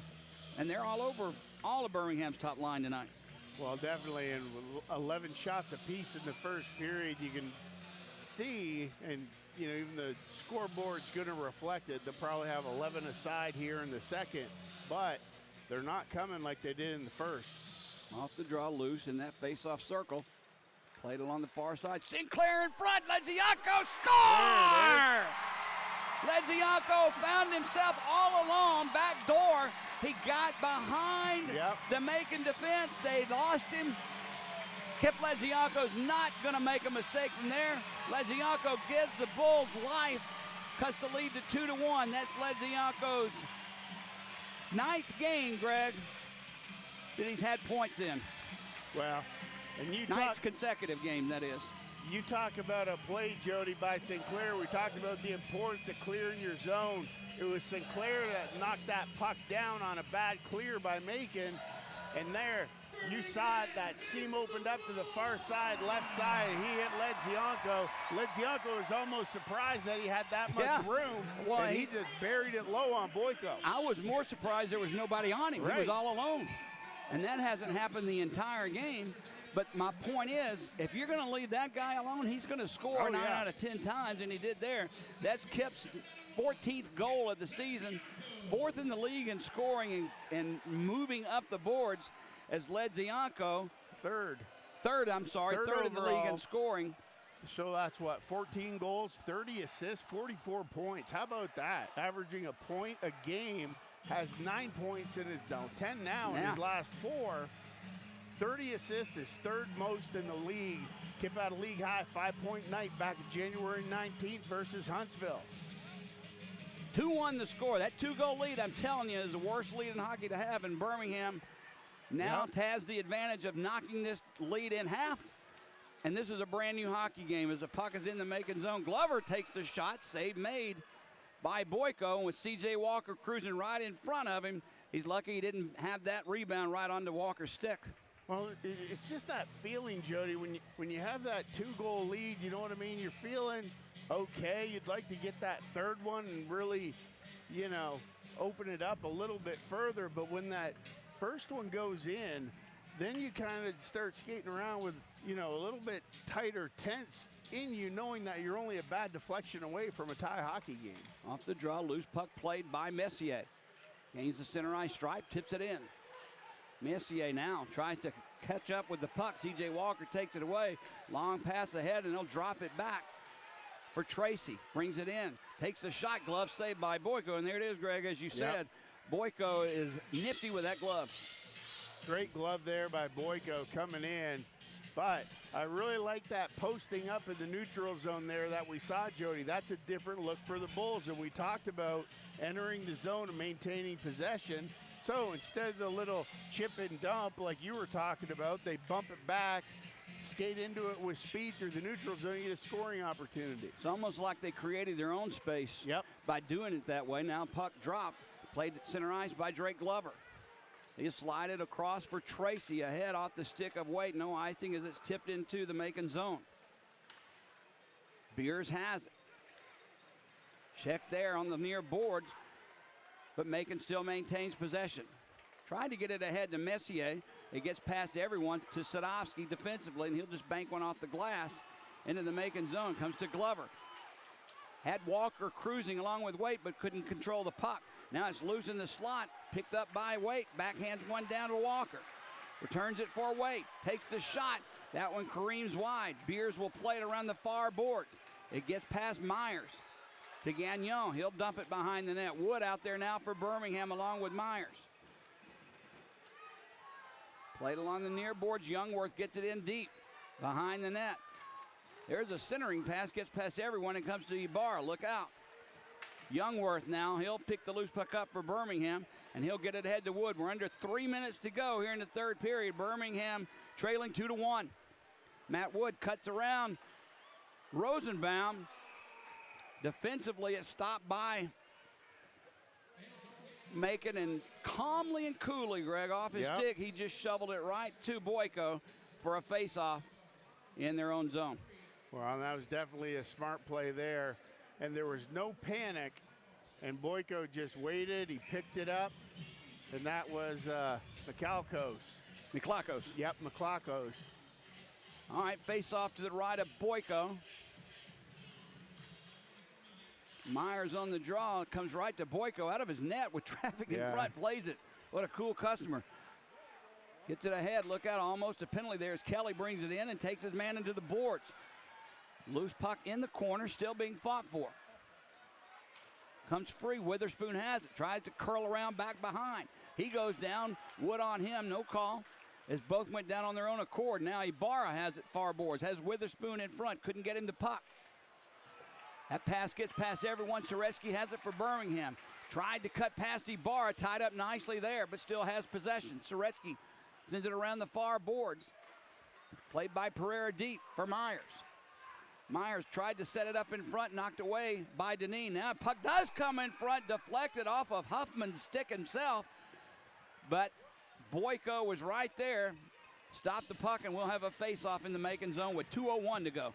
Well, and of all people, Jody, that was Scahill in on the top of the paint, who's a Bulls defender, in there on the forecheck, trying to make it happen. That one came across, hit him in the skate, hit Huffman in the skate, and just rolled in on Boyko. But, I mean, that's where you got to play. Yeah, that's where you want to be. I just don't like the personnel who it was. Right. Sinclair on the draw for Birmingham. Won by the Bulls. Pereira has it for Scahill. Pops it into the far corner. Birmingham will have to go after the puck. Allison catches up with it first. Scahill keeps it alive. Puck pops free. Played now by Krupinski, who's been all over the ice tonight. Yep. Down in the Bull zone, played by McClakos. Pereira has it. He lost possession. The Zamboni doors wait. Nice pass over for Scahill. Has Ledzianko in front, but he gives it to Olenek. Brings it into the Macon zone. Drops it back. Shot taken. Save made. That one kind of caught Boyko by surprise, but he got down quickly and stopped it and did not give up the rebound. Well, it did. And if you rewind that one and watch it in slow motion, Jody, the reason why Boyko was caught off guard with it is Ledzianko screaming through the slot is the one that got his stick on that and redirected it at the last second. So Boyko had to be careful because that one could have been a C&I dog, but nonetheless, Boyko closed it up, tightened it up, and no rebound there. Waite, Walker, and Glover out for Birmingham the last minute and a half of this period. Off the draw, Macon has possession. Tracy knocked it away from May, and Waite puts it back in the Macon zone. Boyko plays it around the boards. Walker gets it back to Sadowski. Sadowski's shot deflected by Wade, actually, into the netting out of play. So we'll have another face-off in the Macon zone with 1:12 to go here in the second period. Macon leading 2-1. Yeah, now it seems like since the Bulls got that goal, Jody, the ice has been tilted to the right over here in front of us. and it's been all in Macon zone here for about the last 6 or 7 minutes. That last goal for Birmingham, Kip Ledzianko, is 14th for McGregor Sinclair. That's his 3rd point in the last 2 games for Sinclair. Number 1 star in last night's game with a goal and assist. Birmingham with possession. Tracy takes the shot. It's blocked by Mott. Puck loose, top of that face-off circle. Walker had it, but poked away from him into the near corner. Glover fighting for possession. Now May and Waite come in as well. Puck pops free, but comes right to Carl, and he'll skate through center ice. 3 Bulls back defensively, so it's poked away from him. Waite tried to get it to Cody Walker, finally does. Walker will bring it in. Deneen on him, gets it to his brother CJ, but off his stick. Walker pinching in very far from the point into the near corner. Waite comes in to take his place. Cody Walker back into the corner, it's played. Huffman will have it. Under 30 seconds to go here in the 2nd period. Caleb Huffman now. He'll slide it over for Deneen. Off the stick of Carl, deep into the Bull zone. Gagnon will catch up with it first. Now Soretsky with 15 seconds to go through center ice. Avoids.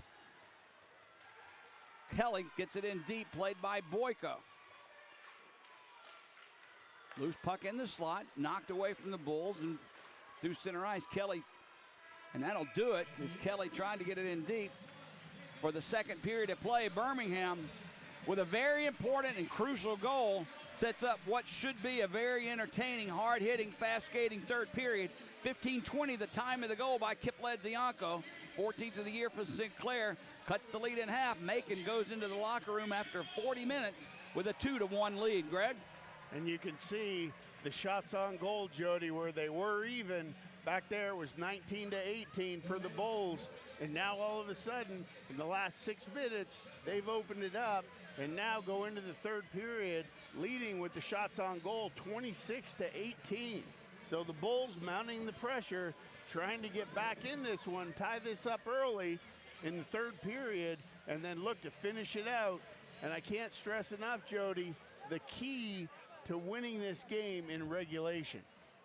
We cannot share any points with Macon anymore. No. So 1 goal's not going to do this for us. We need a pair of 2nd period or 3rd period goals, and it sounds greedy and it sounds pie in the sky attitude, but this just honestly, when we came into this weekend series and talking with head coach Craig Simchuk and you and I, we knew what had to happen. We cannot allow these split points in these games to get away from us. We need sweeps, and we need it in the worst of way tonight. Last night was great. It gave us the opportunity, though, Greg, to really put some distance between us, Fayetteville, Macon. Well, and the good thing that last night, what it did for you, Jody, is it goes to show you that we had success in the 3rd period against Macon because we did score 3 last night in the 3rd. So for the Bulls, it's a lot easier to visualize yourself being able to do that again tonight when you just did it, rinse and repeat from last night. What's it going to take, Greg, to get this next goal? I'm looking back to the usual suspects here because what I'm seeing is Glover, Walker, and you know what? When Wait. But when Cody Walker was out there with his brother, you know what I mean? They had some pretty good chemistry going on there. So I don't know how that fits, but then when the center changed up and, you know, it was Soretsky and then, you know, the CJ went off, it was just different. But I don't know who would center that line with both Walker brothers, but, you know, that's something that you're going to have to figure out with your personnel as you get going here. But I'm sure they played enough up through the years, Jody, kind of like the Ledziankos. You know what I mean? True. Imagine if we had both Ledziankos in the lineup and both Walkers. Greg, if we had Phil and Kip in the lineup instead of Phil being out on the IR for months, we wouldn't be in the position we're in right now. That's true. And those guys are like magic together. Unbelievable. All right, we're going to take a break here, come back in about 12, 13 minutes, get ready for the 3rd period of play. Greg will get you caught up around the league and let you know how it's affecting the Bulls. Score at the end of 2 periods of play, Macon 2, Birmingham 1. This is Birmingham Bulls hockey.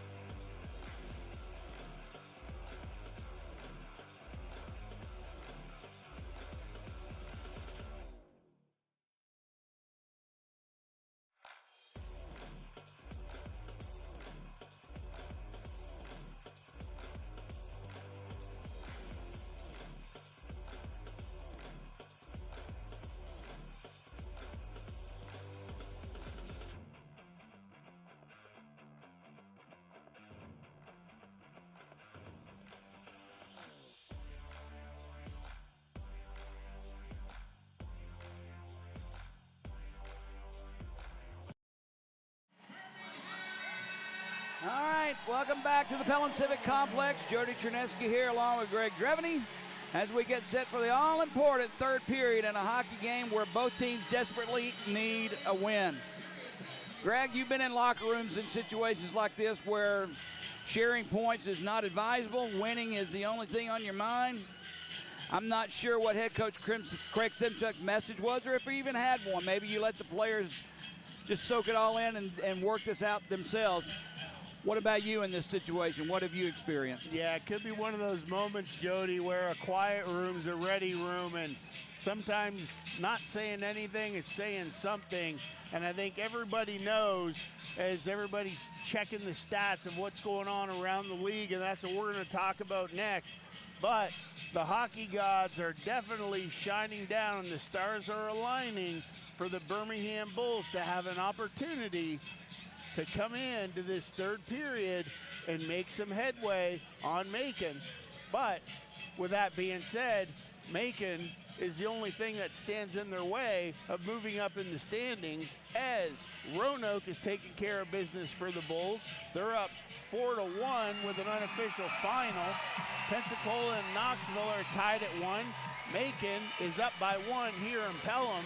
But Peoria over Quad City 3-0 well, there at you the go. end of the second. So, It's all now, lining up it's all for a great weekend for the that's Birmingham Bulls. The problem is we're a goal down with Josh Boyko in the net. Well, you got 20 minutes to do it. And we know, Jody, we talked about it yesterday, and we'll talk about it again right now, that Boyko's magic number is 3, and the Bulls have 1. So if they can get 3, they can get 5. Yep. But if Boyko can hold them under 3, that is not good news for the Birmingham Bulls. So they've got to come out on fire here and try and get one early. All right, here we go. Third period underway. Scahill takes it, and he'll send it in deep. Played by Deneen, far side for Huffman. His pass misfires, but Welsh finds the loose puck and chips it back to center ice. Goldowski gets it to McLachos. Welsh were going after the puck. Taylor Joseph plays it near side for Pereira. Joseph goes down, hit by Welsh. They'll say that Joseph kind of embellished because there's no penalty being called. Now Pereira comes over to the Macon bench trying to get after Welsh. Well, there's your 4th referee, Jody. Now Welsh is being sent to the penalty box for that. The referee's arm did not go up, though. No, not the referee down there in the corner because his back was to the play. But the referee who was up here at the close blue line, he saw the whole thing. Goalie interference is a call. So a prime opportunity, a golden opportunity for Birmingham, the top power play in the league, the Bulls are, to get this game even. Macon has the 6th best penalty kill in the league. Birmingham will send out Walker, Sinclair, Glover, and Ledzianko. Youngworth on defense. The personnel is out. Can the results match? McGregor Sinclair once again wins the draw. Gets it back to Youngworth. Played far side for Ledzianko. Kip. Near side to Sinclair. Top of the face-off dot. Plays it down low for Walker. In front, score! McGregor Sinclair once again off a great feed from the corner, cruising through the slot, 5 feet in front of Josh Boyko. Ties this game for Birmingham on the power play goal. And that's something, Jody, right there for the kids at home. If you're skating through the slot, keep your stick on the ice, because McGregor Sinclair was just in the right place at the right time, right on his stick, and he buried it bar down on Boyko. And just like that, the Bulls are tied up at 2. That pass by Walker was not a soft pass. No. If Sinclair's stick is not down on the ice, like you said, we're still at 2-1. But instead, that power play goal for Birmingham ties it up at 2.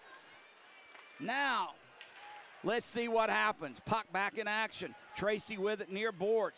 Plays it behind the net. Gets past Cody Walker. Sadowski keeps it alive for the Bulls.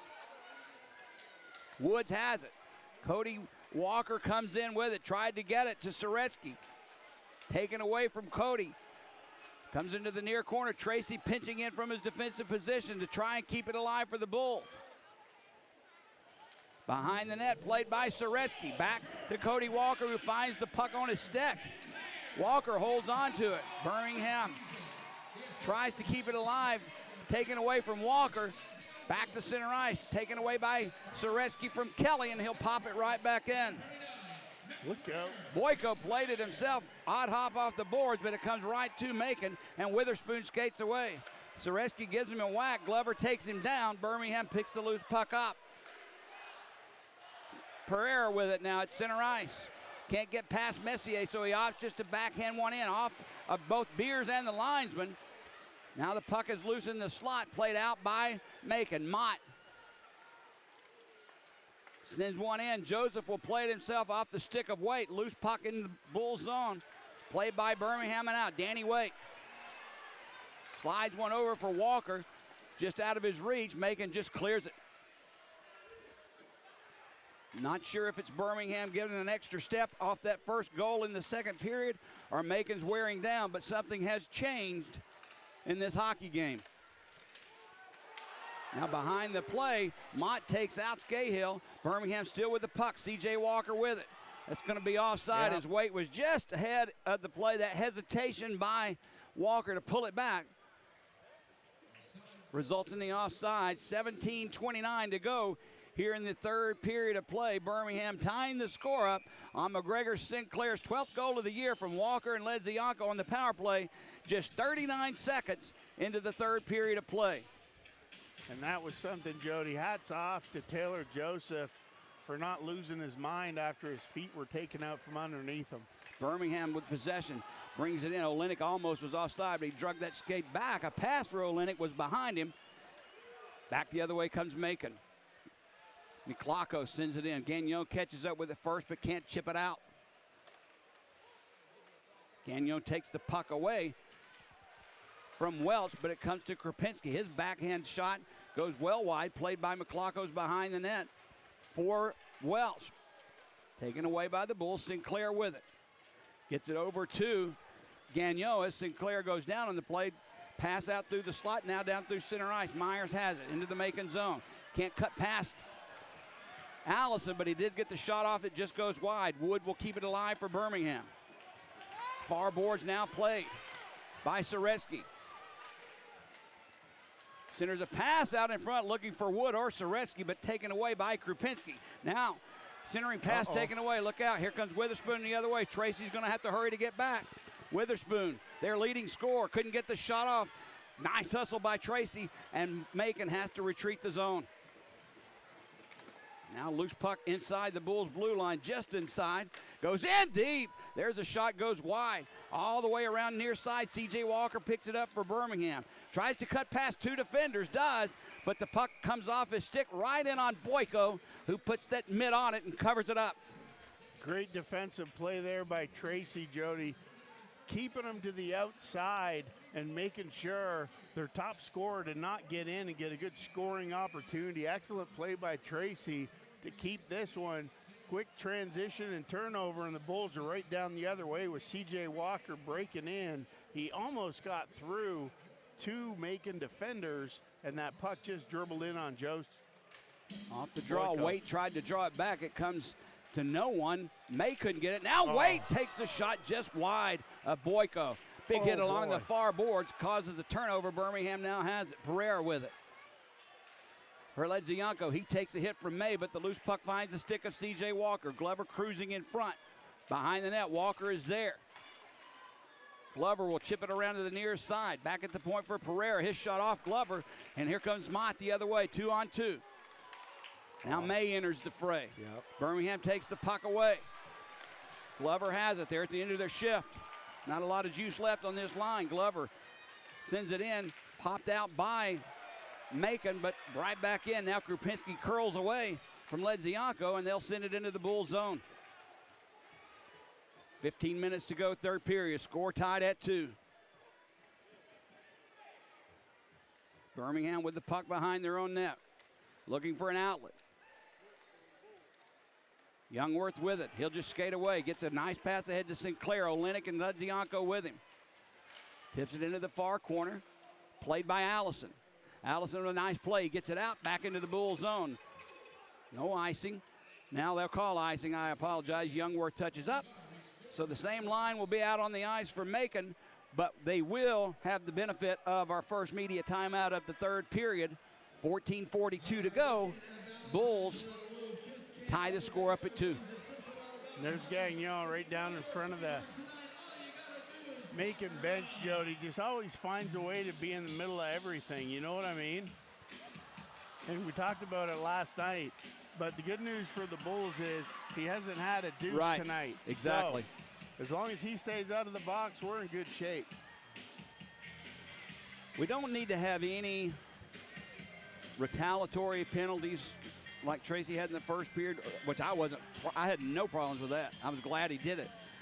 But now, with 14:42 to go in a tie hockey game, and a game that both teams must win, you don't want to give any opportunities to anybody. Well, that's right. And now it comes into that next level of hockey thinking, Jody, and that hockey IQ, being aware of the clock, what's going on, what personnel are on the ice, and definitely making sure that you got your personnel straight, because we don't need anything like a too many men on the ice or things getting bungled up down there or whatever.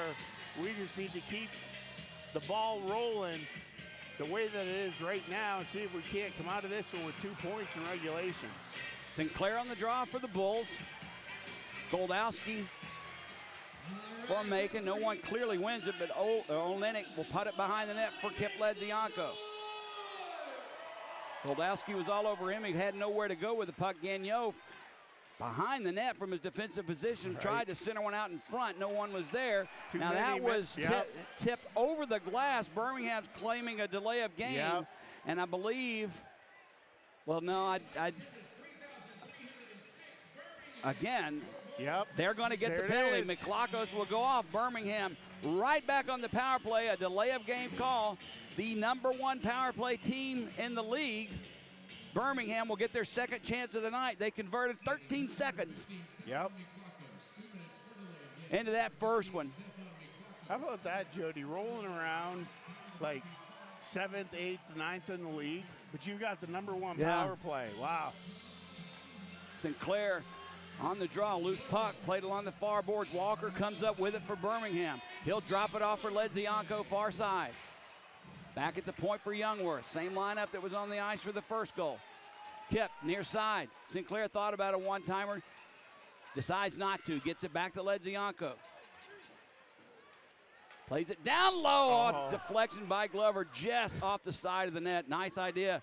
Now Walker had a chance at it. He didn't get all the puck on that pass, and it came right to Macon, who clears it down the ice. Good look there. Here comes Joseph with a big headman pass. Joseph with a pass to center ice. It comes back, though, to Ledzianko. A minute and a half to go in this power play for the Bulls. Sinclair will bring it in. Gets past Allison, dumps the puck behind the net. Played along the boards. It bounces oddly past Ledzianko, but Youngworth keeps it alive. Youngworth. Ledzianko. Walker. Walker save made by Boyko. Ledzianko back to Youngworth, return to Walker. That puck is deflected into the glass behind the net, played by Macon. They'll try and clear.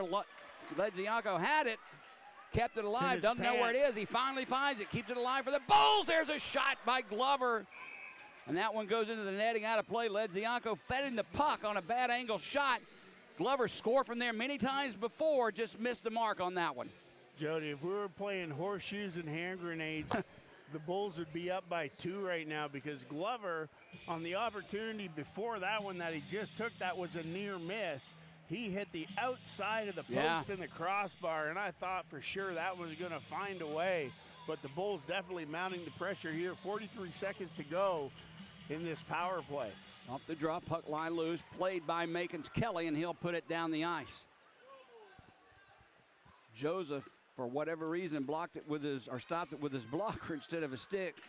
Birmingham has it. They'll skate away. Cody Walker out on the power play for Birmingham. Taken out the play by 2. Macon, Mayhem, Kelly, and Huffman. Birmingham has to come back in their own zone. Danny Waite, maybe time for one last rush. 15 seconds of power play time remaining. Waite sloughs it off for Soretsky. Through center ice, gains that blue line. 3 men back, offside on the Bulls. as they'll rule Danny Waite just ahead of the play. And the faceoff will come outside the Macon blue line. 12:31 to go here in the third period. Score tied at 2. Fair to say next goal wins? Or not yet? Not yet. Okay. 6 seconds of power play time remaining, by the way, for Birmingham. Remember what I called earlier? I think this was going to be. You called a score. Yep, it's going to be. I doubted, but you called it. A 4-3. Off the draw, puck comes near side in front of the Mayhem bench. Hammered in by Tracy. Goes around far side. Macon's killed the penalty. They're back at full strength. Welch now chips it ahead to Krupinski. The defenseman brings it in the Bull zone. Gets past Tracy. Wow. Save made by Joseph. Puck bounces far boards where Matt Wood has it for Birmingham. Britton out on the ice. Wood goes into the corner with Allison. Allison, a nice job, pups it near side for Welsh. Sends it for May. Connor May can't get past Tracy, but the puck does come in on Joseph. Played by Tracy. Almost gave it up. Birmingham was there, though. Olenek has it. Long pass ahead for Wood. Knocked down by Beers, and he'll bring it into the Bull zone. Drops it for Ibarra. Return for Beers. Taken away by Sadowski, and he sends one off the glass into center ice. Loose there, played by Ibarra. For Kelly. Takes a shot. That one, I thought Joseph was trying to make a stick save. Somehow it got over his stick, but he did make the pad save. Now in the corner, Sadowski goes down. Olenek comes in to question why. And I believe that is Pizzamenti. It was that, no, I'm sorry, Ibarra that took him down. Ibarra's stick broke. Right. Now Olenek still questioning the referee why. Magically broke. Face-off will be in the Bull zone. And interestingly enough, after his stick broke, Sadowski went down. So, you know. You trying to put 2 and 2 together? Couldn't see it, so, you know. Witherspoon on the draw for Macon, who controls it, but they'll whistle it dead, and they'll do it again. They'll say Sinclair moves unfairly, so Olenek will come in the spot. Kind of like deja vu from last night, Jody. Yep. Off the draw, comes back to Deneen, puts it behind the Bulls' net. Kelly is there, Youngworth on him. Pins it against the boards. Poke free now. Youngworth could have been called. Wasn't. Witherspoon has it. Far boards, looks for a place to go. Gets it to Ibarra. You're going to see a lot of this line on the ice. Puck escapes the Bull zone, though, and Deneen has it for Macon at center ice to Ibarra. Tried to get it to Witherspoon, misconnected. Danny Waite has it. He'll whip one in. He almost caught him in a too many men on the ice situation as Macon was making a few changes. Now behind the net, Parker Allison has it. Danny Waite watches and waits. Allison gets it ahead to center ice. Scahill takes it away. Waite couldn't avoid the check of Allison. A good play, and the puck comes back to center ice. Now puck is knocked down with a high stick, so we'll have a face-off at center ice just outside the Bulls' blue line. 10:32 to go here in the third period in a tense hockey game. Yeah, you can feel the pressure mounting, Jody. You certainly can feel it. This is that playoff atmosphere I talked about at the first of the game. Off the draw again, no one really clearly wins it, but it comes back to the Bulls. Pereira has it. Off the stick of Waite into the Macon zone. Out by Allison, right back in by Scahill. Boyko will play it. Off the boards, Allison, a nice pass to McClockos, but taken away by the Bulls.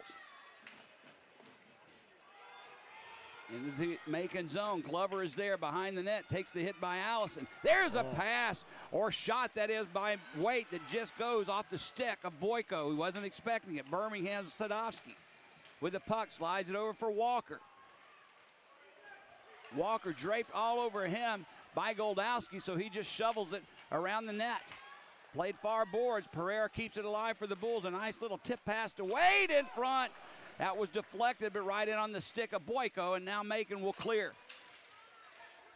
Back into the Bull zone. Puck is played. Wholesale line changes for both teams. Birmingham back into that situation, Yeah. Greg, where that exit pass right at center ice stripe tipped in, but he missed it, so icing is called on the Bulls. I'm not very fond of that exit play. Sorry.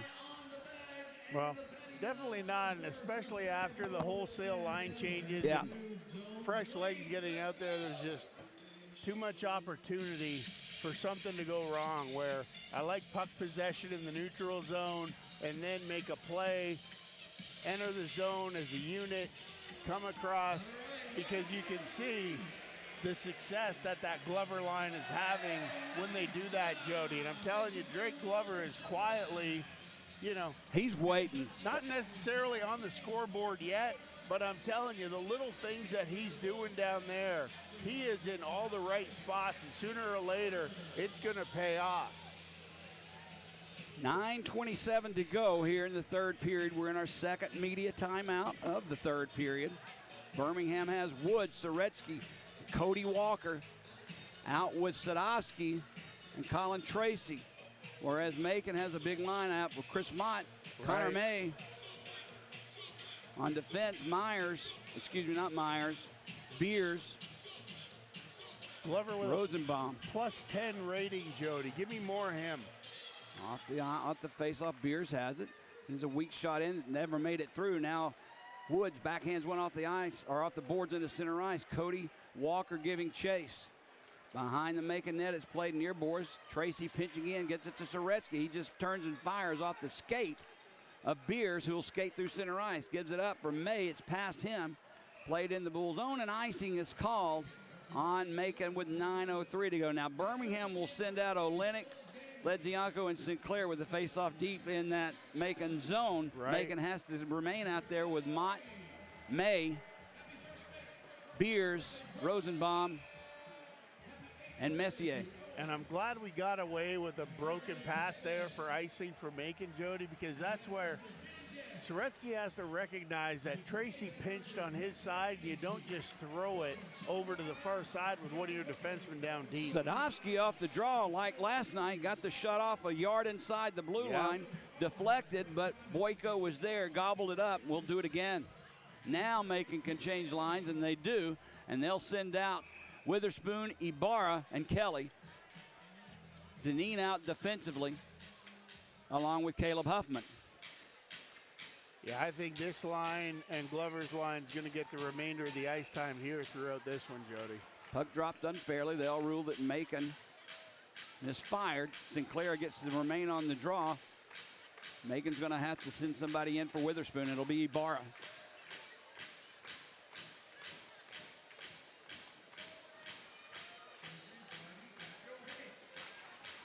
Off the draw, controlled by the Mayhem. Deneen whips one around the boards and out through center ice.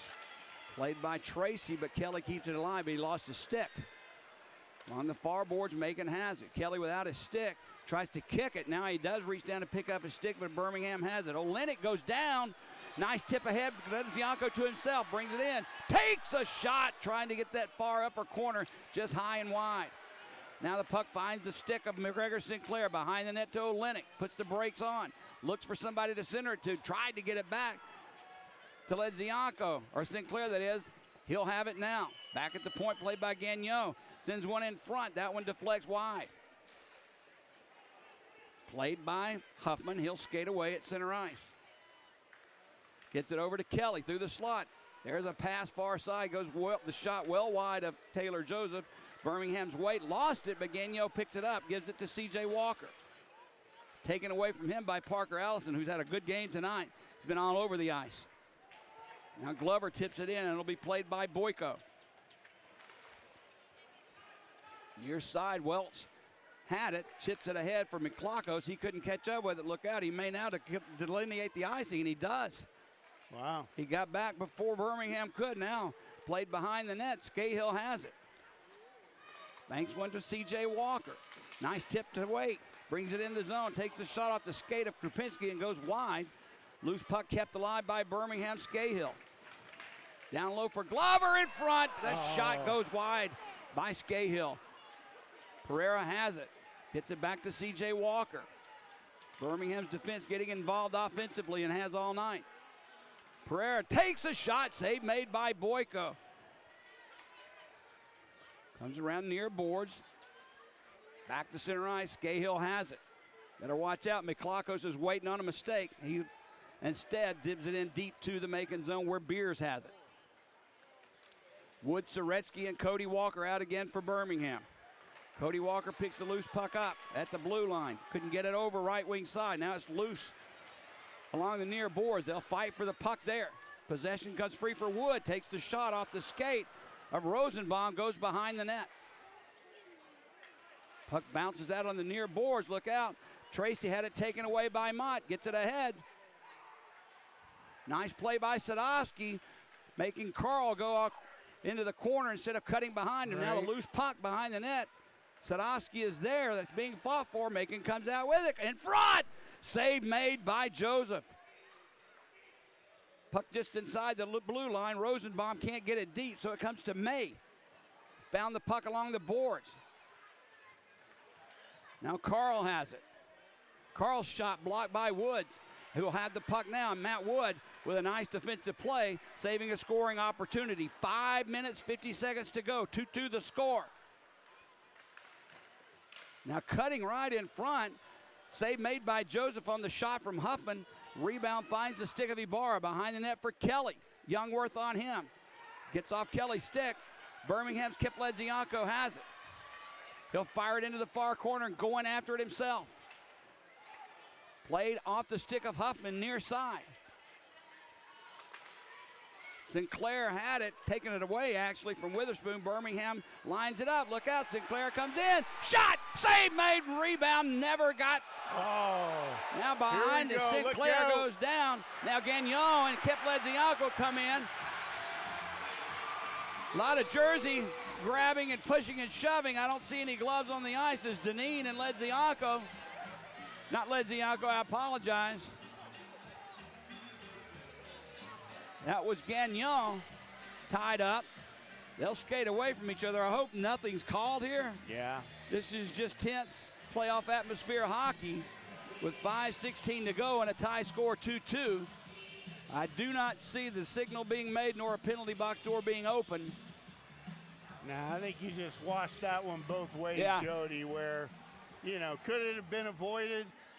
Possibly, but could the Bulls not have reacted how they did? Possibly. So we'll just throw that one in the wash. What's this discussion between Goldowski, Glover, and the referee at center ice? And why is the faceoff outside the Macon blue line? Well, because so many Bulls came in around the crease area when the D come in off the blue line, then it has to go outside. But the puck was tied up by Boyko on the save. So shouldn't it be to his left at this point? Okay. Face off outside the Macon blue line. Goldowski and Waite. Waite wins the draw back to Pereira. Far side, Scahill sends it in deep. It gets past Boyko. Glover is there along with Kropinski and Waite. Pereira from his blue line position couldn't hold it. Back out comes Macon the other way. Miklakos goes down on the play. Somehow Goldowski finds the puck. His pass intercepted by Wade on a nice play. Yep. Knew exactly where that pass was going. He'll bring it into the Macon zone. Gets it to Glover in front for Pereira. Just past him. Wade with the puck. Near corner. The puck will be kept alive by the Bulls. C.J. Walker behind the net to Glover. Kropinski all over him. Played by Goldowski. Backhands the pass over for Welch, who'll skate it in and just tap it down deep in the Bull zone. Is Macon playing for the extra point, the tie. 4.5 to go. We will see. May intercepts that clearing pass by the Bulls. Backhands one in. Joseph will play it himself. For Sadowski off the boards for Cody Walker. Walker gets it to Soretsky. He couldn't get it in deep. Played by Beers. Walker doing his best to try and take the puck away in the forecheck. Loose puck played by Macon off the glass and out into center ice. Tracy with a good job to take it away from Carl. It could have been a 2-on-1. Bulls backhand one in deep. Helmet down on the ice. I'm not sure whose it is, but whoever it belongs to better be on a bench or a penalty will be called. Walker with the puck for Matt Wood. This line's been on the ice a long time. Sinclair finally gets out, and that puck on the pass from the Bulls gets all the way back down in their own zone. Sinclair will go back to get it. 3.5 to go. Kip Ledzianko backhands one in. Played by Boyko. Near side for Deneen. Had it taken away by Olenek. His pass to Ledzianko, and that shot deflects wide. Into the corner, Huffman has it. He banks one off the boards into center ice. Birmingham will put it right back in. This one on Boyko, so no icing. And he just covers it up as he sees Kip Ledzianko skating down the slot. 3:12 to go. Second period, final media timeout of the period. And Greg, this is a big 3 minutes. Oh, 100%. Kind of, I know the Olympics are going on right now, Joey, but it kind of gives you that feel of like it's already overtime. You know what I mean? The next goal wins. Yeah. I agree with you. You called 4-3 score, and I don't know that we'll get to 4-3, but I wasn't sure if another goal was going to be scored the rest of the night. I had the assumption that Macon was going to come out and just dump the puck in and just send 5 people back in the neutral zone. Birmingham fortunate to get that power play and convert to tie this game. It's all about mistakes, Jody. That, you know, it boils down. Welsh hits Joseph down there. That creates an opportunity for Birmingham. Just like last night, Birmingham created opportunities for Macon on some bad turnovers. And that's it. Joseph was in the trapezoid area when he was hit, which resulted in the interference penalty. And last night, if you remember, we had a penalty call because the goaltender played the puck outside the trapezoid and delay a game altered. Face off to the right, Josh Boyko, Drake Glover, Danny Waite, C.J. Walker, Gagnon, Youngworth out for Birmingham. Huge face off.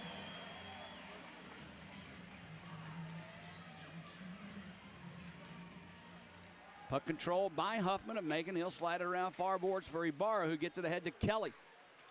Put himself in offside, but no call. Kelly tried to sit on one in front to Ibarra. It's off the mark. Loose puck through the slot, played by the Bulls, and smartly to the boards where Waite just clears it. That's a good play. Krupinski with it now in his own zone. Gets past everyone back into the Bulls zone. Gagnon will catch up with it first. Sets it up far side for Glover, who chips it out. Krupinski with it. Far side now to be played by Kelly. Around the boards it goes. Gagnon again catches up with it first. Lets it go to Walker. Birmingham clears. Glover has it. 2-on-1 with Waite. Couldn't get the puck over to him. Loose puck. He just couldn't get in control of it. Now it's played into the corner. Squirts out far side. Going in after it. Miklakos catches up with it first. Now Ledzianko takes it away. Tied up there. Ledzianko gets it back to Olenek. Gives it right back to Kip, to Olenek again. Plays behind the net. Sinclair knocked off the play, but Birmingham keeps it alive. Pereira's going to have to do a good job to keep that one alive as it bounced weirdly, but it gets out of the zone now, and Kip Ledzianko will bring it right back in. Under 2 minutes to go. Kip takes a shot, save made. Rebound was loose. Cleared by Macon. Macon just holding on right now with everything they have, Jody. Here we go. They just tried to chip it past to Sinclair from Olenek, but it was taken away by Huffman, and a good play. Birmingham brings it right back in, though. Sinclair sets it up for Wood behind the net. Wood puts the brakes on. He has nowhere to go, being tied up by Huffman. Too much size difference there. Now Connor May comes in. He takes the puck away from Wood. Loose puck there at the face-off circle, cleared by Macon. Down the ice it goes. Icing will be called on Macon. So with 1:14 to go in a 2-2 hockey game that you need 2 regulation points, Greg, you got to send your the snipers out. Here they come. Waite, Walker, Glover, Tracy, and Sadowski. I'm surprised he hadn't put a power play unit out there. Taking one of those D-men off. Maybe that's coming, but right now, Danny Waite on the draw with Connor May to the right of Josh Boyko. Birmingham controls. Tracy with it. Someone's lost a stick. There's a shot. Goes past Walker, who has control of the puck. Played by the Bulls. There's the save made by Boyko. Rebound comes to Connor May. He'll backhand one or send one to center ice where Macon has it. They run into each other. Far side, Macon did, that is. Birmingham just lifts one back into the Macon zone. Played along the near boards. We're under a minute to go. 45 seconds left in regulation. Sadowski has it. Ahead for Waite, who tips it in. Coming off the ice, line change for the Bulls. Sinclair out now for Birmingham. The pass off the boards into center ice. Look out. Sinclair takes it. Now a crash into the boards far side. A Macon player is down. Offside. Offside's going to be the call, but very slow to get up. I believe that's Miklakos. Things will be okay. 23.8 seconds remaining here. That was Ibarra, I apologize. 23.8 seconds remain. Face off at the dot just outside the Bulls' blue line. 38-23 shots on goal in favor of the Bulls, Jody. Macon looks like they're just winding down. Right. Off the draws, Bulls have it. Gagnon with it. That last rush and shot by Kip Ledzianko was the chance to win this in regulation, I believe. Puck comes in on Boyko. No chances he'll take. He'll just cover it up with 10.3 seconds remaining. Last night, Birmingham won a face-off, pulled the puck back to the point within 3 seconds and scored. So it'd be a nice repeat to win the draw in one-time one right here. Glover is out to draw on the draw for Birmingham. Goldowski for Macon. Olenek out as well. Puck drop, tip back behind the net, played by Macon. They'll just try and get it out. Kept alive by Glover. His backhander steered aside by Boyko. We're down to 1 second. That'll do it for regulation. And the Birmingham Bulls and the Macon Mayhem couldn't decide in 60 minutes who was going to take these 2 points. So now we'll need some extra time. Little free hockey for you if you paid your way in. Little side note here, Birmingham, as far as overtime goes this year, is 8 overtime wins, only 1 overtime loss. So statistically, this favors Birmingham. However, those are numbers. It's not real hockey. 9 overtime games, Birmingham's won 8 of them. There's some that's gone into shootouts. Birmingham doesn't fare well in the shootouts. We're 1 of 5. But as far as overtime games, we have won 8 of 9 opportunities in overtime. Only lost 1. With their speed and the extra open ice, Jody, I can understand that.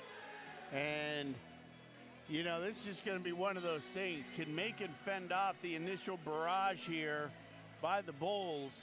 Because their D are big and slow.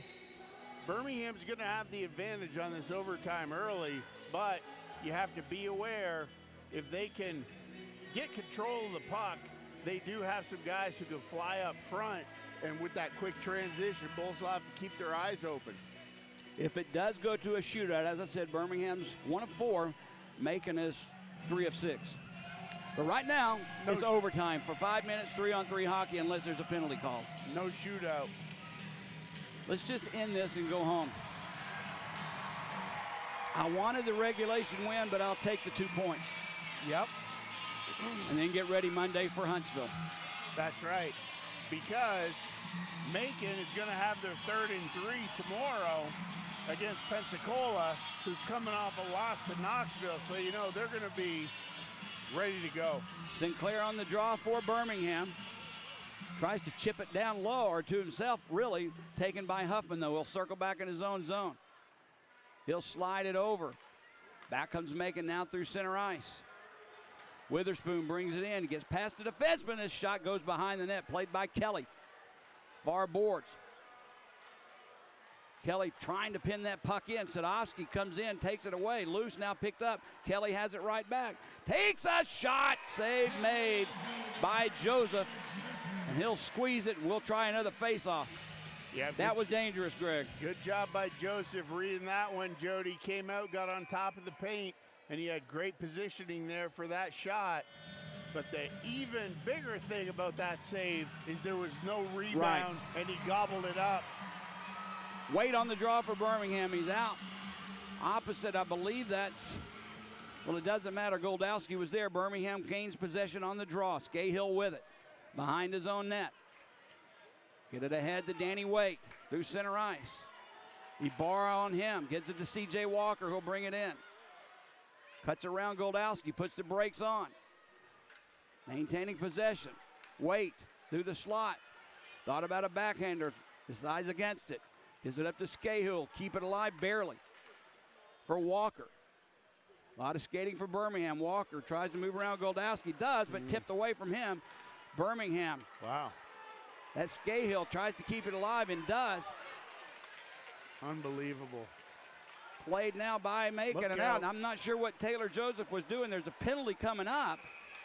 And I believe this is going to be on Birmingham to hold. Holding the stick, I bet you $1. Taylor Joseph came 20 feet out of his net expecting it to be a power play for Birmingham. Right. He decided better against it, went back in, and as soon as he played the puck, the whistle blew. So this will be a power play for Macon as Scahill goes to the bench, their first of the night with 3:43 to go, and it'll be 4-on-3 hockey, which is not what Birmingham needed. Holding's the call on Scahill. So you survive the 2 minutes here, Jody, and that leaves you 1 minute and 43 seconds in overtime to try and pull this out. Surprised we haven't seen Drake Glover yet. I was going to ask you about that. I'm sure we will now. You got to have your best players on the ice at this point, do you not? When you're on a penalty kill in overtime? Macon's called a timeout, and I think this is more about catching your breath than it is strategy. They know how important a goal here is. Well, this is one of those situations, Jody, that you typically don't practice. I mean, a 4-on-3 power play? Yeah. You know what I mean? Yeah. So you got to figure out, okay, what personnel do you want? What are we going to do here?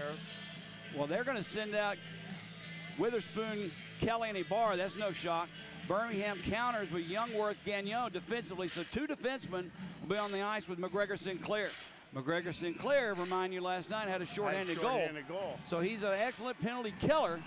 I'm not concerned about goals right now. I need this 2 minutes off the board. Right. Off the draw. Huffman has it. Along the near boards, Caleb holds on to the puck. Chris crosses with Kelly. Sends it far side, right back to Huffman. Down low, Ibarra. Back to Huffman. It bounces off his body. Gagnon gets it out. Barely made it, but it did clear the blue line. Now McGregor Sinclair, nice place, pokes it away from Huffman. Almost went in alone. Macon will bring it right back in. Parker Allison creeps into the play. He'll have it inside the blue line. He'll play it for Witherspoon. Through the slot, Witherspoon. Youngworth goes down. There's in front. Ibarra had a chance at it. Pulls it back. Save made. Rebound loose. Cleared by the Bulls. Not out. Kept alive by Allison. Allison. Slap shot. Save made by Joseph. Rebound goes behind the net. Birmingham just needs to get it out. Gagnon does. Down the ice. Birmingham has a minute to kill of this penalty. Macon will bring it in. Tipped away from Goldowski by Youngworth. Goldowski has it. Back at the point for Krupinski. Far side, that shot goes high and wide. And into the netting and out of play. What a couple of saves by Taylor Joseph, who has saved the day in overtime thus far for the Bulls. Definitely 2 big saves, especially that one, Jody, where the Bulls are just backing off. And Macon had so much time in the slot. Yeah. It's like he was just waiting for an opportunity. Man. He never pulled the trigger, though. 4 shots on goal already in this power play for Macon. No shots on goal for the Bulls in this overtime. 47 seconds of power play time remaining for Macon and 2:30 to go in the overtime period. Face off to the left of Taylor Joseph. Sinclair for the Bulls. Here we go. Sinclair has it. He has a chance. Krupinski is back. Tracy joining the rush. Sinclair, a shot save made by Boyko. Look out now. Here comes the numbers for Macon. 3-on-2 the other way. Connor May brings it in. Gets past one. Tracy with a good play. Breaks it up. There's a shot by Welch. Goes deflecting over the net. Played by May. He'll get it back to Krupinski. 15 seconds of power play time remaining. Krupinski out front. Looking for a deflection. Knocked away. Krupinski holds on to the puck. Gives it to Huffman. We're down to 8 seconds of power play time remaining. May takes a shot. Save made as he creeped out in front from behind the goal line. Creeped right out in front of Joseph. who has thus far saved the day for the Birmingham Bulls with only 5 seconds of power play time remaining for Macon. There's that composure we talk about, Jody. Wow. With Joseph down there. You know what I mean? Just cool hand Luke if you're a fan of Western movies, because that's Taylor Joseph right now in net for the Bulls, giving them a chance. 5 more seconds to kill, and then the Bulls will have an opportunity. Well, Scahill comes back on the ice. It'll be 4 on 4 till the next whistle. Right. Puck is won by Macon. Huffman has it. Oh, Gets it boy. back to Allison. Power play is over with. Scahill will join the rush, but Macon has the puck. Huffman behind the net. Huffman gets it out in front, loses it. Birmingham's Olenek has it. He'll skate away. We're at 4 on 4, remember, not 3 on 3. He'll get it in. Boyko plays it, but not out. Gagnon keeps it alive. Boyko stops it behind his own net. Allison now has it for Macon. Minute 15 to go here in overtime. Witherspoon stick handles through center ice. He'll decide to come back. Gives it to Deneen. Far side Krupinski, who backhands one in. Youngworth catches up with it first for Birmingham. Banks went off the glass past Deneen. A minute to go here in overtime as Deneen goes back in his zone to touch up. And they're going to call icing on the play, Greg. Wow. 3 on 3 hockey for 55.7 seconds. That may not have been a bad icing, because I feel better at 3 on 3 than I do 4 on 4. Definitely got But you got to get control of the faceoff. Got to agree with you there, Jody, and a little bit of discombobulation in the Macon bench, because they only had 3 guys out there for probably 6 or 7 seconds. Ibarra on the draw for Macon. Danny Waite for the Birmingham Bulls. Puck is dropped, played by the Bulls. Youngworth with it. If we can get it in the Macon zone, this will be really the first time we've had any chance offensively during this overtime. Waite now through center ice. Krupinski back. He's been on the ice a while. Drops it back for Youngworth. He'll have to curl back. Plays it down low to Waite. Back to Youngworth. Gives it right back to Danny Waite for C.J. Walker. Just inside the blue line, and it escapes. Walker lost it. Waite gets it back. Danny Waite, down to 25 seconds remain. He brings it in, gives it to C.J. Walker. Cuts to the slot, backhand save made by Boyko. Well, Boyko answered the Joseph Bell. Yeah. You know, 2 great goalies down there, and this has been a real exciting overtime. 19.8 seconds to go, 2-2 tie. Ledzianko out with Sinclair and Pereira.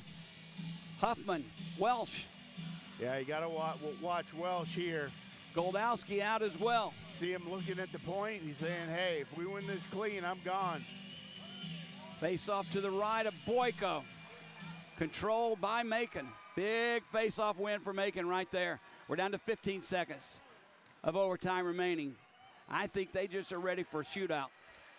Ledzianko has it at center ice. Backhands one over for Sinclair. 5 seconds to go. Sinclair will bring it in. Sinclair takes the shot. Save made by Boyko, and that'll do it for the overtime. We're going to a shootout, Greg, and we haven't fared well for years in shootout. Craig Simchuk and I have had many a conversation about this, and you know where I stand on it. He did this one time in Evansville, and it resulted in our only shootout win of the year, where he just told him, take the puck and shoot it. That's what has to happen. 100%. And you saw on that last drive, Jody, in the dying seconds, Pereira had to make a decision whether to go inside to the slot or outside to the far post with that defender stepping up on him. And he chose to go inside, and that puck came in off Boyko's leg and went right to the outside where Pereira could have been. But if it's the nuts, we're candy and nuts. Yep. Okay. We knew this was going to be a battle. We knew this was going to be a heck of a hockey game, considering how badly both teams needed this. And now we go to a shootout tied at 2. Who are you sending first? For Birmingham? Yeah. I'm going with Ledzianko, because you can send him back out. Okay, give me your top 3 in order.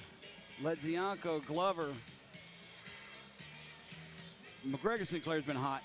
He's got 4 points in the last 2 games, a shorthanded. I'm sending McGregor out. There's other players you could. I know that. Between Danny Waite and C.J. Walker, but I like to go with hot hands. Right, going by the stats, Walker, Glover, Waite, Sinclair. Yeah. You know what Yeah. I mean? Well, right now, Macon will go first. Connor Weatherspoon, their leading scorer, will get the first shot. Let's see how he takes care of the puck. He'll cut left side. Not really skating fast. Cuts now through the slot. Forehand, backhand. He tried to do it twice. No goal. Never really got a shot off, Greg, because too many moves. That's why I'm saying take the puck, shoot the puck. Go straight down the ice. Pretend like you got a guy. Put a guy on the blue line. And fire it. Here comes Ledzianko. He's the first shooter for the Bulls. Let's see how Kip handles it. Takes the puck at center ice. He'll cut wide right. Back through the slot. Forehand, backhand save made by Boyko, robbing Kip Ledzianko. Nice move by Kip. Better move by Boyko. Yeah, it was a heck of a save there. Boyko just reached behind him as he did the Fosbury flop there, Jody, and just got his glove up behind him. Evan Beers, the defenseman, second shooter for Macon. Interesting. There must be a reason for that. He'll cut far right through the slot, takes the shot and scores. That's why. Yep. He did not dipsy doodle, Greg. He did cut right. Backhand, forehand, top left or top right corner behind Joseph. They'll take a 1-0 lead after a round and a half. Sinclair, the second shooter for the Bulls. Pressure is on Birmingham. That first time that first goal in a shootout makes you. Sinclair's shot goes wide. That really puts the pressure on your shooters from there on. You've got to produce. You got to put it in. Now Kelly comes out, third shooter for Macon. Justin Kelly at center ice. Macon up 1-0 in this shootout after 2 rounds. Kelly takes the puck through the slot for him. Backhand save made. Really not a big shot there. An easy save it looked like for Joseph. But now the tough part comes. Birmingham must have a goal and the next 3 shooters. C.J. Walker will be up next for the Bulls. Easy save. That went in. That was in? I'm pretty sure that was a goal. I never saw the puck cross the line. C.J. Walker now cuts through the slot, takes the shot. That one goes high and wide. I still do not know if that puck was in the net. He didn't celebrate. Okay. I apologize. It shows you what little I know. Maybe I'm wrong. It's bad when your announcers don't even know what the score is in a shootout. Ibarra has it.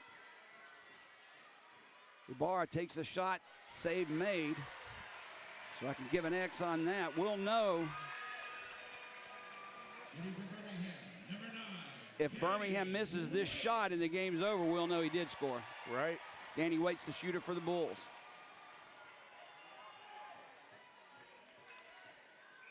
Waite gets the whistle. He'll go ahead with the puck. Cuts left. Waite. Save made by Boyko. And you're right, that's the hockey game. I don't think anybody in the stands thought that goal was in. You did. I didn't. Macon takes the shootout and a very important 2 points. However, all is not lost. Birmingham does pick up 1 point, but man, we needed Macon to come out of here with 0 tonight. Right. In the worst of ways. It is what it is. The effort was there. The comeback was mounted. That penalty in overtime killed us.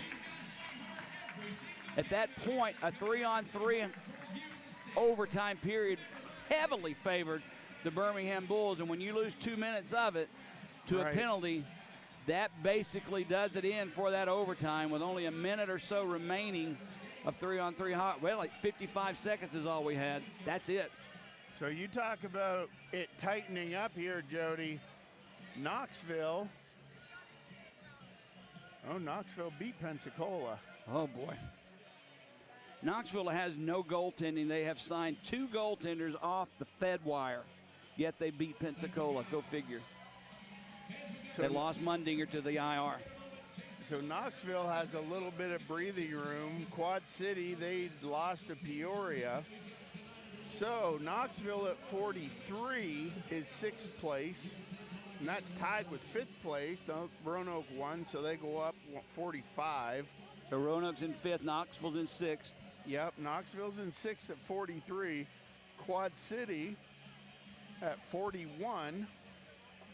Birmingham at 40. Macon at 40. And Fayetteville at 37. The bad thing about this, Macon and Birmingham being tied in the standings, is remember, Macon has 2 games in hand on the Bulls. Oh, yeah. One of those will come off the board tomorrow, but go right back on Monday when the Bulls play Huntsville, which makes the Birmingham game with Huntsville just as important as tonight was. Well, that's what I mean. Now you're not only playing head-to-head, but it's almost like you're playing Macon every night that you guys play. Yep, You know right. what I mean? You got to have 2 points when they don't win. Oh, boy. Things would have been so much more smoother had we won this game in regulation. You know that? But like you said, that's just not the way it works sometimes. All right, that'll do it here from the Pelham Civic Complex. Didn't come out the way we want. Good guys didn't win tonight. But we're not all is not lost. We're still in it. Oh, we got 3 out of 4 points. That's, you know. Coming into tonight's game, Birmingham had won 7 of the last 10. And 8 of the last 11 games we have points. You can make that 9 of the last 12 now. But the problem is, it's somewhere down the line, Macon and Knoxville is going to have to start losing along with Quad City. Or all the pressure will be on the Birmingham Bulls. All right, final score here from the Pelham Civic Complex tonight. Macon wins in a shootout, 3-2 for Greg Dreveny. I'm Jody Chernesky. Thanks for joining us, everyone.